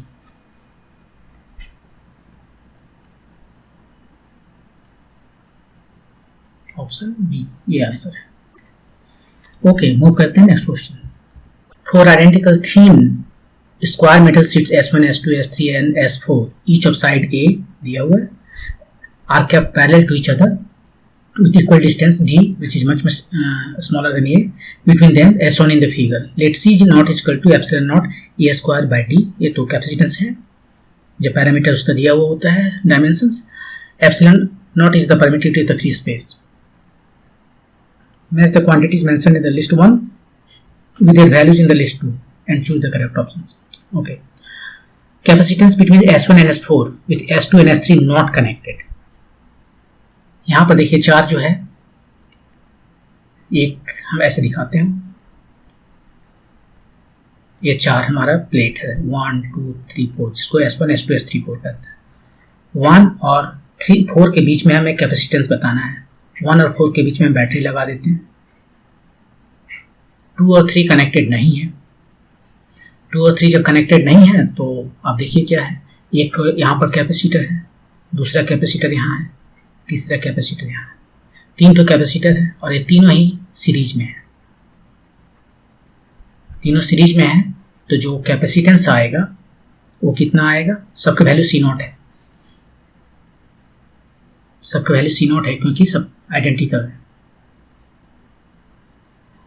तो सीरीज में रहने पर रेजिस्टेंस में ऐड अप कर देते हैं। इसमें हमारा जो फॉर्मूला चलता है 1/C इक्वल टू 1/CI, इस तरह का, राइट। तो यहाँ पर हम सभी एक आइडेंटिकल है तो उतना टाइम्स कम हो जाएगा, 3 है तो 3 टाइम्स कम हो जाएगा, C0/3। ये है इक्विवेलेंट रेजिस्टेंस। तो कौन सा ऑप्शन हुआ, 3 का, P जो है ये 3 का। Q ऑप्शन को देखते हैं। Q में क्या बोला, the capacitance between S1 and S4 with S2 shorted to S3। S2 को S3 के साथ शॉर्ट कर दिया गया। 3 तो हमारे पास कैपेसिटर है, 1 2 3 1 2 3 4, 1 और 4 के बीच में हमें बताना है कैपेसिटेंस। 2 और 3 को जो है शॉर्ट कर दिया गया है। शॉर्ट करने का क्या मतलब है, शॉर्ट करने का मतलब ये है कि जो भी ये दोनों प्लेट एक साथ सटा हुआ है, ऐसे सोच सकते हैं कि एक दूसरे को साथ में ले आए, शॉर्ट कर दिया गया है। आप कह सकते हो कि ये दोनों को एक साथ में पकड़ कर ले आए, बीच में कुछ भी नहीं है। यहाँ पर जो डाइलेक्ट्रिक मटेरियल है वो बेकार हो गया क्योंकि इधर से इंड्यूस इसको नहीं कर पाएगा। जो भी चार्ज यहाँ देंगे वो चार्ज इसमें चला जाएगा, तो ये जो है सो यूजलेस हो गया। आप इसको थोड़ा सा और क्लियर से समझना चाहते हैं तो ऐसे समझ सकते हैं। एक यही हुआ, ये दूसरा जो है कैपेसिटर है, ये तीसरा कैपेसिटर है और इस तरह से हमारा लगा हुआ है 3 कैपेसिटर है। ये भी C1 C2 सबका वैल्यू C0 है, C3। अब उसने क्या किया, ये देखिए एक ये हमारा है S1 सरफेस है, ये S2 है, ये भी S2 है, तो ये हुआ S3, ये भी हुआ S3 और ये हुआ S4। उसने क्या किया, 2 और 3 को शॉर्ट कर दिया। इधर से जो भी चार्ज आएगा इसको बाईपास कर जाएगा, तो कोई मतलब नहीं। ये दोनों की जगह पोटेंशियल देखिए सेम है, यहाँ पर और यहाँ पर पोटेंशियल सेम है। क्यों, क्योंकि कनेक्टेड है। तो पोटेंशियल यहाँ पर A और B पर यदि सेम है तो ये चार्ज होगा, ये चार्ज नहीं होगा। और यदि कैपेसिटर चार्ज नहीं होता है या रजिस्टर में करंट पास नहीं करता तो बेकार की चीज़ है, इसे हटा देते हैं। तो मेरे पास केवल C1 और C3 बचा और ये कनेक्टेड है। देखिए इधर से ये कनेक्टेड है, ऐसा नहीं कि आइसोलेटेड है।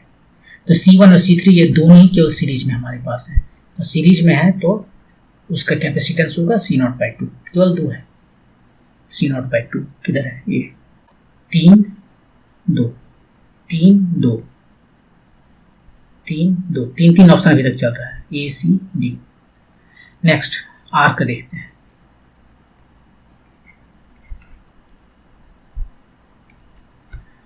The capacitance between S1 and S3, S1 S3 इसके बीच में जो है सो कैपेसिटेंस में पता करना है। 1 2 3 4 the capacitance between S1 and S3 with S2 and S4 sorted. ये जो है सो इसको सॉर्ट किया गया है, S2 एंड S4।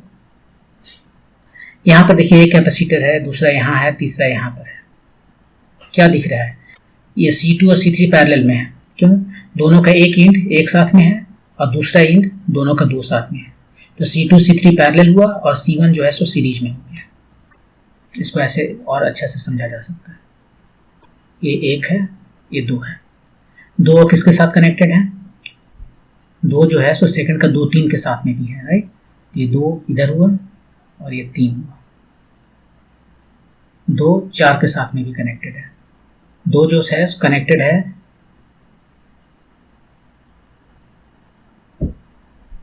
3 के साथ में भी और 2 के साथ में भी है, तो यहां भी 2 है। C1 में ये C2 है और ये C3 है। C1 में 1 2 है, ठीक है। C2 में 2 3 है, 2 3 है। C3 में 3 4 है, राइट, 3 4, और 4 और 2 तो सेम है, ये 3 हुआ और ये 2 या 4, 2 या 4 दोनों तो सेम होंगे। इसको 4 कहें या 2 कहें क्योंकि दोनों कनेक्टेड है। तो एक बार फिर से देख लेते हैं। ये 1 जो है 1 2 1 2, और C2 जो है 2 और 3, C2 जो है सो 2 और 3। ये देखिए 2 जो है सो एक ही साथ में है, 2 के साथ में है, और ये 2 या 4 जो ही कहें क्योंकि ये कनेक्टेड है। और इधर C3 जो है यहाँ पर 3 और 4 के बीच में है, 3 इधर है तो 3 इधर है, ये दोनों 3 कनेक्टेड है और 4 इधर है, 4 और 2 कनेक्टेड है, तो इसको 4 ही लिखते हैं। 2 काहे को लिखें, 4 ही लिखते हैं। सप्लेट हो गया 1 2 2 3 3 4। और उसके बाद में 2 जो है सो 4 के साथ कनेक्टेड है, ठीक है। 3 जो है 2 ठो कॉमन है यहाँ पर, 2 ठो कैपेसिटर के साथ कनेक्टेड है। तो इस तरह से हम देख सकते हैं कि एक सीरीज में है, 2 ठो पैरेलल में है, तो कितना हो जाएगा? ये पैरेलल में है तो ये C1 जो है सीरीज में है, ये दोनों पैरेलल में है, मैंने इस दोनों का सम जो है सो जुट जाएगा, 2 C0 हो जाएगा पैरेलल में। और ये सीरीज में है, मतलब C0 times 2 C0 bye C0 plus 2 C0, ये होगा इक्विवेलेंट रेजिस्टेंस। तो हो गया इधर 2 C0 बाय 3, इतना 2 C0 बाय 3, R का 4।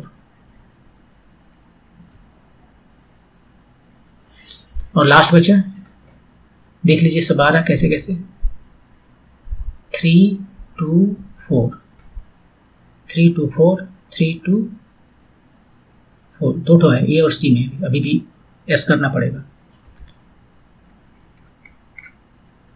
एस में क्या है? The capacitance between S1 and S2 with S3 shorted to S1 and S2, बना लेते हैं पहले इसको। 1 2 3 4, S1 एंड S2, बैटरी लगाए S1 और S2 के बीच में, with S3 sorted to S1, S3 sorted to S1 and S2 sorted to S4, S2 sorted to S4, ऐसे सॉर्ट कर दिया। अभी क्या दिखा रहा है? ये C1, ये C2, ये C3 है। C1 का एक इंड यहाँ पर, C2 का एक इंड यहाँ पर लोअर इंड पर, C3 का भी एक इंड यहाँ पर है, और C1 का दूसरा इंड यहाँ पर, C2 का दूसरा इंड यहाँ पर, C3 का भी दूसरा इंड यहाँ पर, मतलब तीनों पैरेलल है। इसको ऐसे समझा जा सकता है।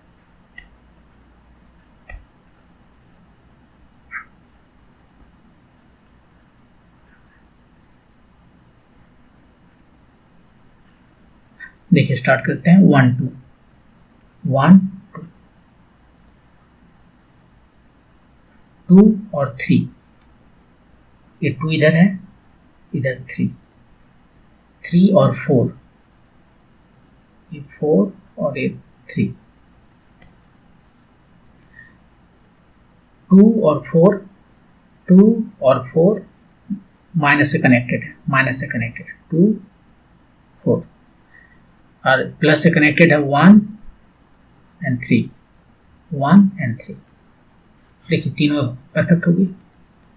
1 2 जो है इधर 1 2 प्लस से माइनस से कनेक्टेड है, 2 प्लस से कनेक्टेड है, माइनस से कनेक्टेड है, 3 प्लस से कनेक्टेड है, माइनस से कनेक्टेड है, वो सभी तीनों जो सो पैरेलल हो गया। तो पैरेलल हो गया तो कितना हो जाएगा इसका equivalent resistance 3C0, 3C0 1, option number C. 3 2 4 1, option number C. Next question move करते हैं। A light ray is incident on the surface of a sphere of refractive index n at an angle of incidence theta naught। एक figure बना लेते हैं। ये sphere है और theta nought पर कोई लाइट जो इंसिडेंट होता है, द रे पार्शली रिफ्रैक्ट्स अंदर जा रहा है into the sphere with angle of refraction phi nought and partly reflects from the back surface. The reflected ray then emerges out of the sphere after a partial refraction। Okay, देखिए यहां पे क्या है कि हम ये डायमीटर बनाते हैं, यहां से एक राइट है ऐसे जा रहा है,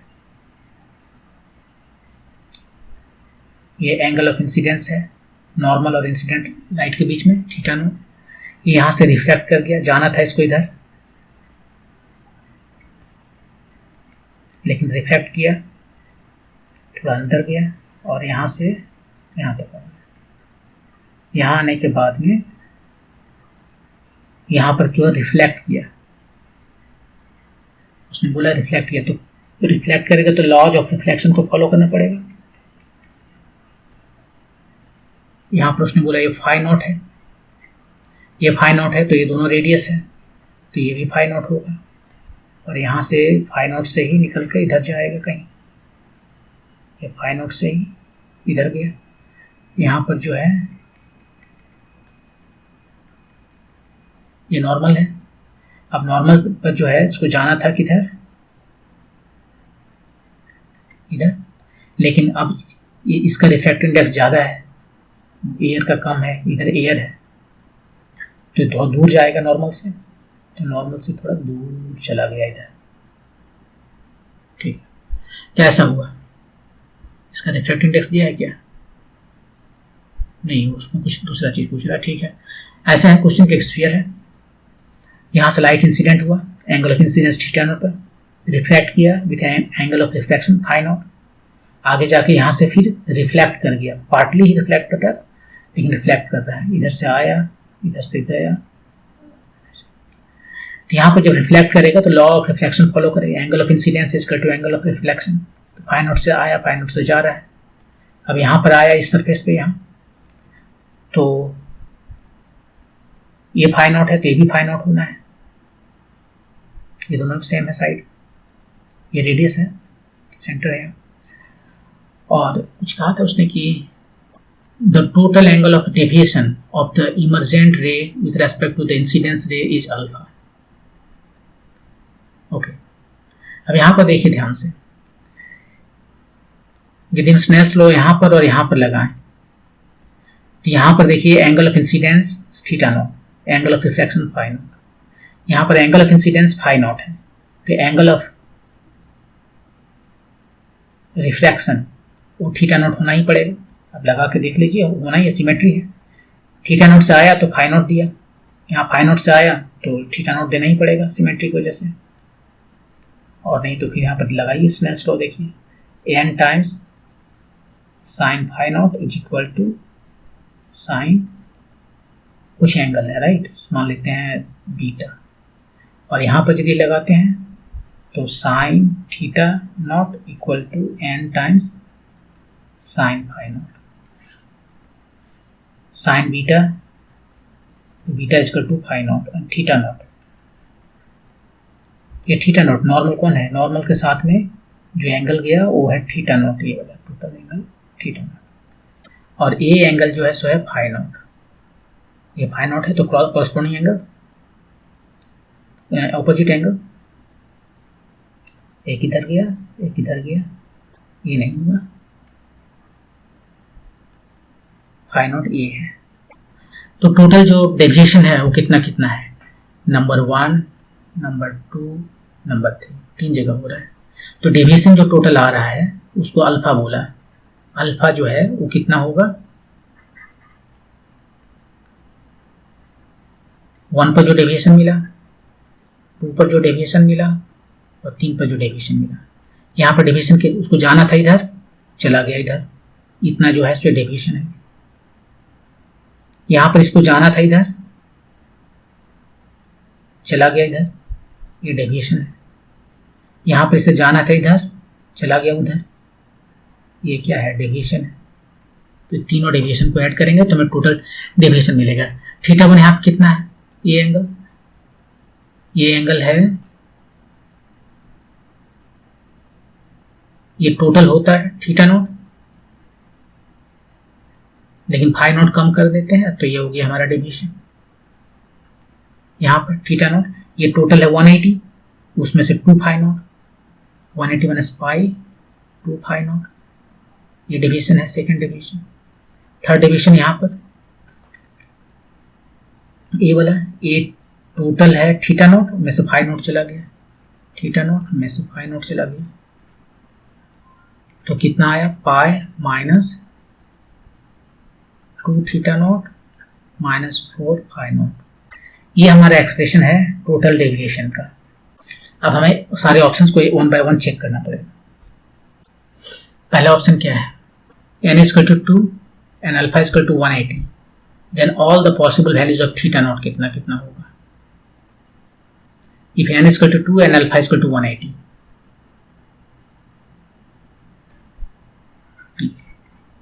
n = 2, अल्फा = 180 डिग्री। इसको कहीं लिख लेते हैं, alpha = 180 degree minus 2 θ0 minus 4 phi naught.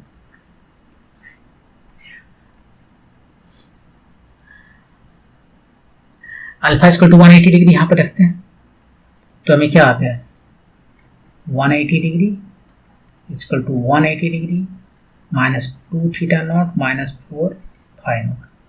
तो इसका मतलब है प्लस 2 θ0 होना चाहिए था, हाँ θ0 2 प्लस 2 θ0।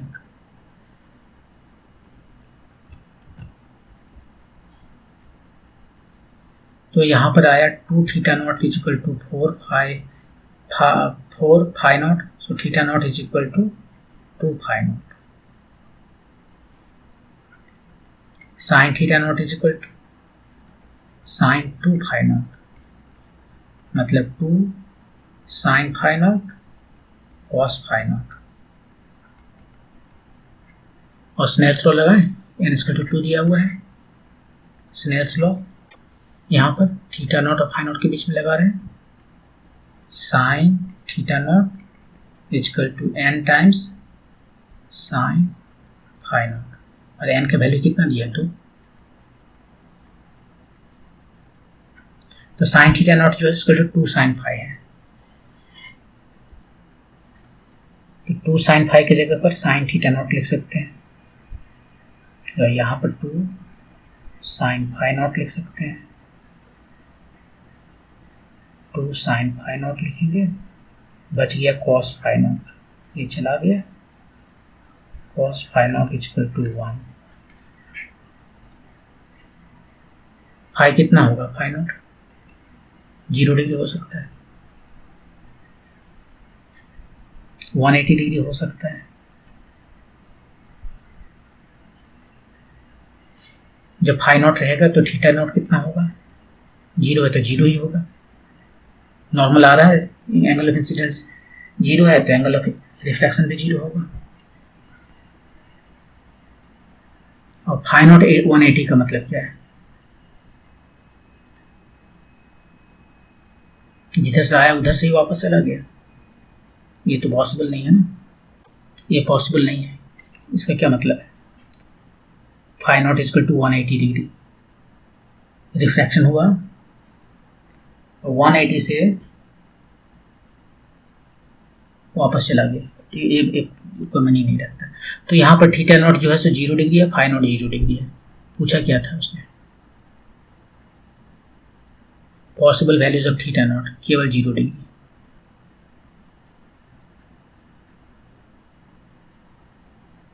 नेक्स्ट ऑप्शन देखते हैं, n equal to square root over 3, alpha equal to 180 degree, possible values of theta nought. Simply यहाँ 2 से स्क्वायर रूट 3 कर दिया और कोई चेंज नहीं है। स्नेल्स लॉ यहाँ लगाते हैं,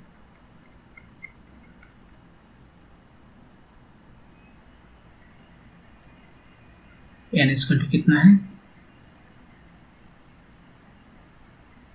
यहाँ पे n equal to square root over 3 and alpha equal to 180 degree.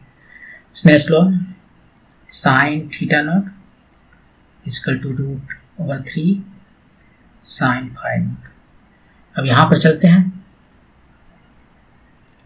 Alpha equal to 180 degree मतलब theta equal to 2 phi not. So sine theta equal to sine 2 phi nought, 2 sine phi not cos phi not. Sine theta theta nought, sine theta nought कितना हुआ, square root over 3 sine phi not, ये तो चला गया।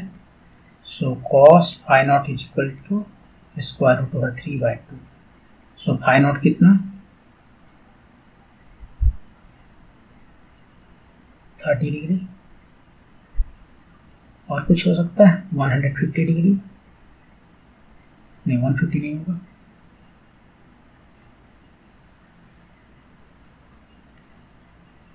330 degree.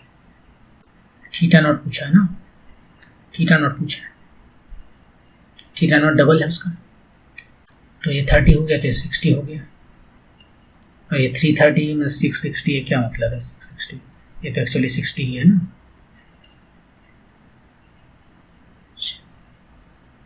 Sixty नहीं है, कितना होगा इसमें, 10 माइनस 60, सो 60 डिग्री।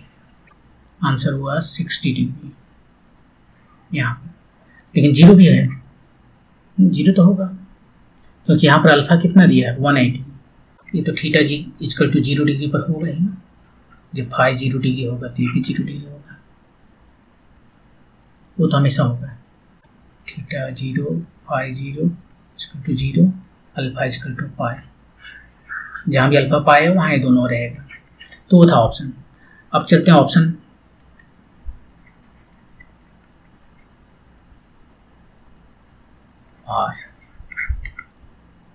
आर में क्या है, n equal to square root over 3 alpha equal to 180 degree, then all the possible values of phi not. ये सेम है, यहाँ थीटा नॉट बोला था, यहाँ फाई नॉट बोल रहा है। तो यहाँ से देख सकते हैं फाई नॉट कितना है 30, 030, फाई नॉट 030, और एस देखते हैं लास्ट में, यहीं से देख लें S. If n equal to square root over 2 and theta equal to 45 degree, then all the possible values of alpha, alpha बताना है। तो यहाँ पर देखिए क्या है कि sine phi nought times, Snell's law लगा रहे हैं, sine theta nought equal to n times sine phi not, और n कितना दिया है स्क्वायर रूट ओवर 2, और थीटा नॉट कितना है 45 डिग्री।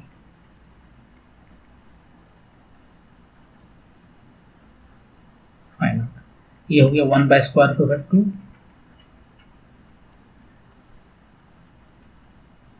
ये हो गया हाफ, फाई नॉट कितना आया 30 डिग्री या 150 degree. Okay, then all the possible values of alpha, alpha का वैल्यू कितना होगा, अल्फा है 180 degree minus 2 theta nought minus 4 phi not,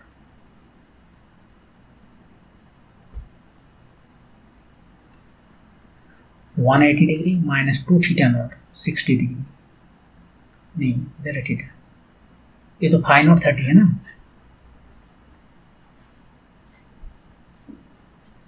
ये 90 डिग्री हो गया, यहाँ 45 डिग्री दिया हुआ है ऑलरेडी थीटा नॉट, ये 90 डिग्री हुआ, 4 फाई नॉट 120 डिग्री, कितना हो गया, ये प्लस है तो ये हो गया 150 डिग्री।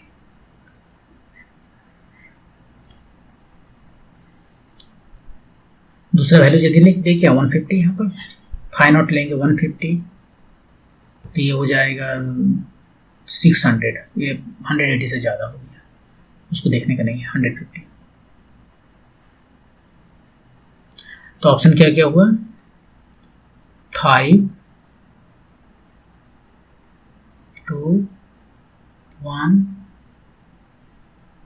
5 2 1 4 5 2 1 4 ए का ऑप्शन नंबर ए। तो इस तरह से इसको बना लेंगे। मूव करते हैं नेक्स्ट क्वेश्चन पे। ये लास्ट क्वेश्चन है। The circuit shown in the figure contains an inductor L, inductor है, capacitor C naught and resistor R naught and ideal battery. Ideal battery मतलब रेजिस्टेंस नहीं है, इंटरनल रेजिस्टेंस नहीं है। The circuit also contains 2 keys K1 and K2. Initially both the keys are open and there is no charge on the capacitor. Capacitor पर कोई charge नहीं है। At an instant K1 is closed and immediately after this the current in R0 is found to be I1. इसको बंद कर दिया और तुरंत इसके बाद में जो है करंट इसमें कितना मिला, तुरंत I1, और बहुत देर के बाद में करंट इसमें जो है सो बहुत I2 है, to infinity.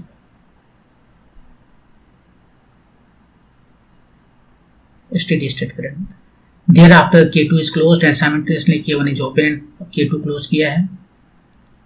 The voltage across C nought यहाँ पर oscillates with amplitude V nought and angular frequency omega nought, ये बताया।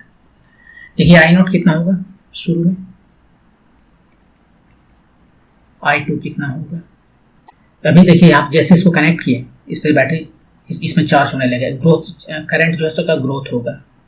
एलआर सर्किट में करंट का ग्रोथ होता है ना,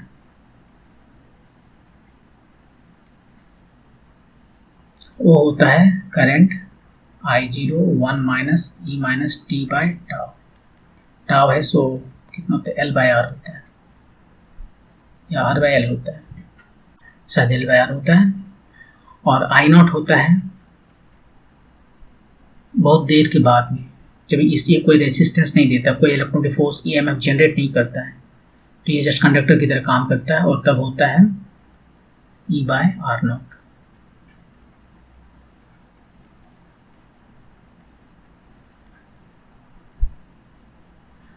तो I जो है सो t=0 पर कितना होगा, यहाँ से देख सकते हैं t=0 पर ही 1 हो गया, 0। और बहुत देर के बाद में t=∞ पर कितना होगा, ये हो जाएगा 0, तो ये होगा E by R nought. E कितना है, ये 20 वोल्ट है, आर नॉट कितना है 5 है, तो 4 एम्पियर आया, 4 ampere. The value of I1 in ampere is 0. The value of I2 in ampere is 4. The value of omega naught in kilo radian per second is omega naught। अब जैसे ही इसको बंद करते हैं क्लोज, ये फुली बहुत देर के बाद में जब स्टेडी स्टेट में आ गया, 4 एम्पियर का करंट फ्लो कर रहा है, इसको क्लोज कर दिए और इसको जो है इसको कनेक्ट कर दिए। अब करंट जो इधर से बह रहा था, अब करंट घटने लगेगा, लेकिन ये बोलेगा कि नहीं घटो नहीं है, बढ़ाना चाहेगा। ये करंट को बढ़ाना चाहेगा, मतलब पहले करंट इधर से जा रहा था ना, करंट घटेगा तो करंट को बढ़ाना चाहेगा। इस तरह से एक नया बैटरी इसने बना दिया अपना, वो कितना है LdI/dt माइनस LdI/dt का इसने बैटरी बना दिया। अब उस बैटरी से इसको चार्ज करेगा, ये धीरे धीरे करंट घटेगा जब पूरा चार्ज हो जाएगा करंट घट जाएगा। उसके बाद में ये फिर डिस्चार्ज होने लगेगा, इधर से आएगा, ये फिर अपोज करेगा, तब तक ये पूरा डिस्चार्ज हो जाएगा। फिर ये इसको जाके इसको चार्ज करेगा, तो इसका चार्जिंग डिस्चार्जिंग होते रहेगा। और इस तरह से यहाँ पर जो है so kinetic energy, electrostatic energy यहाँ आ रहा है, और यहाँ पर जो है सो एनर्जी यहाँ भी स्टोर हो रहा है। इसको कहते हैं मैग्नेटिक एनर्जी, जिसका वैल्यू होता है हाफ Li²। और यहाँ पर जो एनर्जी स्टोर होता है वो होता है हाफ CV²।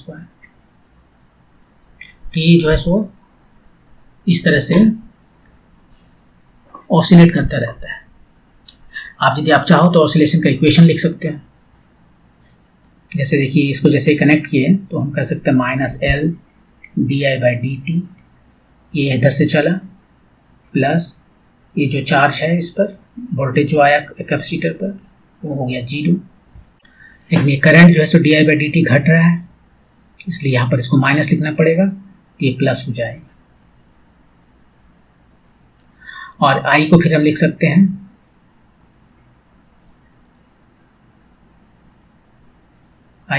dq/dt, तो ये हो गया d2q/dt², q/c = 0। इसको लिख सकते हैं d2q/dt² प्लस q/lc = 0।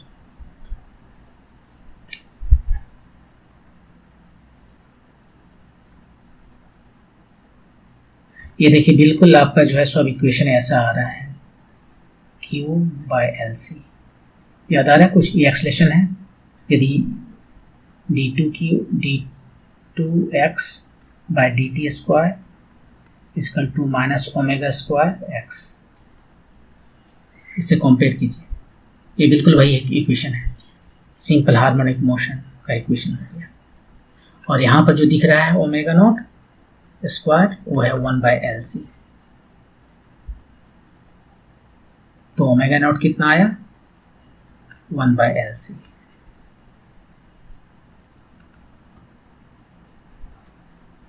इस इक्वेशन को सॉल्व करेंगे तो यही इसका सॉल्यूशन आता है x = a cos ωt plus some constant phi, depend करता है कहाँ से स्टार्ट किया है।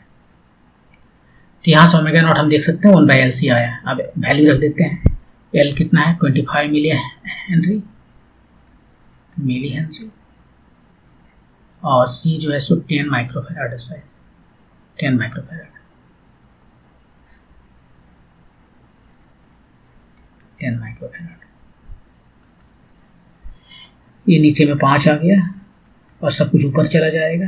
6 3 9 गया, एक 8 हो गया, 8 में 4 हो गया।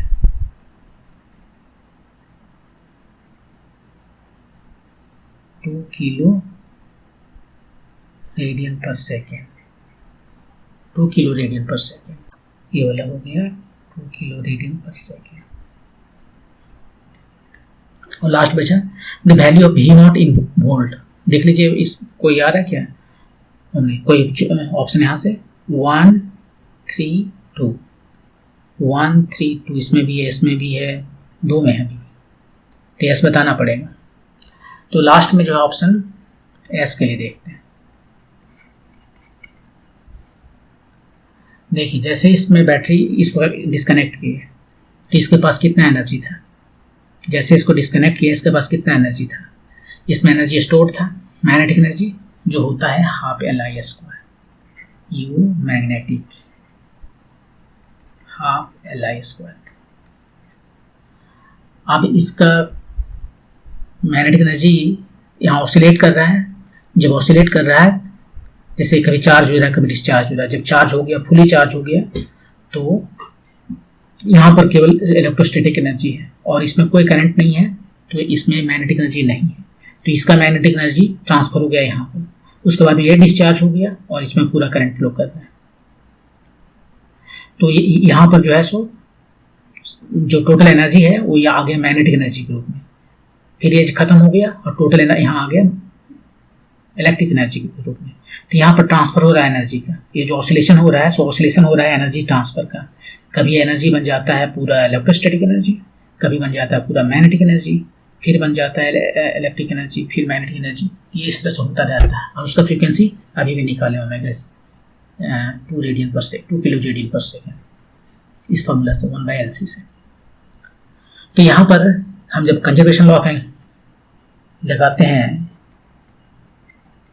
Conservation law of energy, just after disconnecting this K1 and connecting this K2, इसके पास एनर्जी जो था वही एनर्जी यहाँ पर आ जाएगा जब ये मैक्सिमम चार्ज हो जाएगा, जब इस पर मैक्सिमम चार्ज रहेगा। तो जब इस पर मैक्सिमम चार्ज रहेगा तो मैक्सिमम वोल्टेज भी रहेगा। तो हम कह सकते हैं कि ये जो मैग्नेटिक एनर्जी है यहाँ खत्म हो जाएगा और यहाँ पर जो है सो इलेक्ट्रिक एनर्जी बन जाएगा।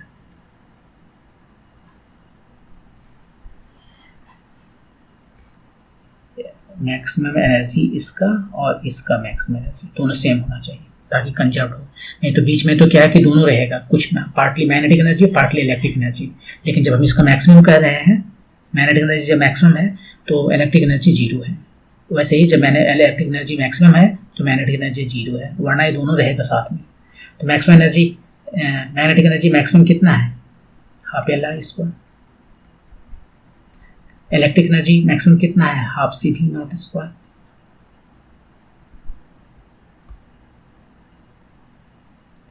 हाफ तो चला गया, अब V0 आ गया, IL/C0। वैल्यू रख दीजिए।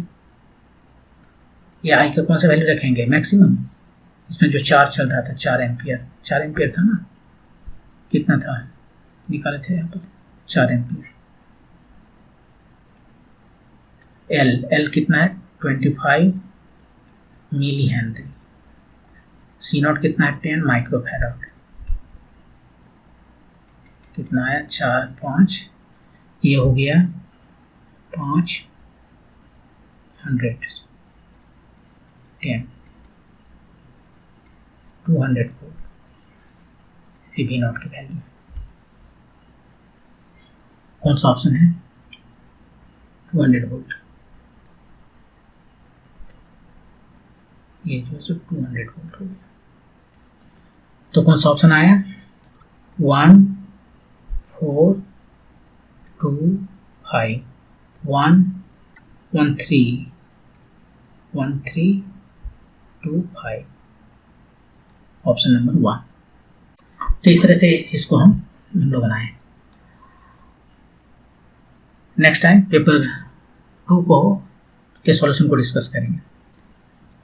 Thank you.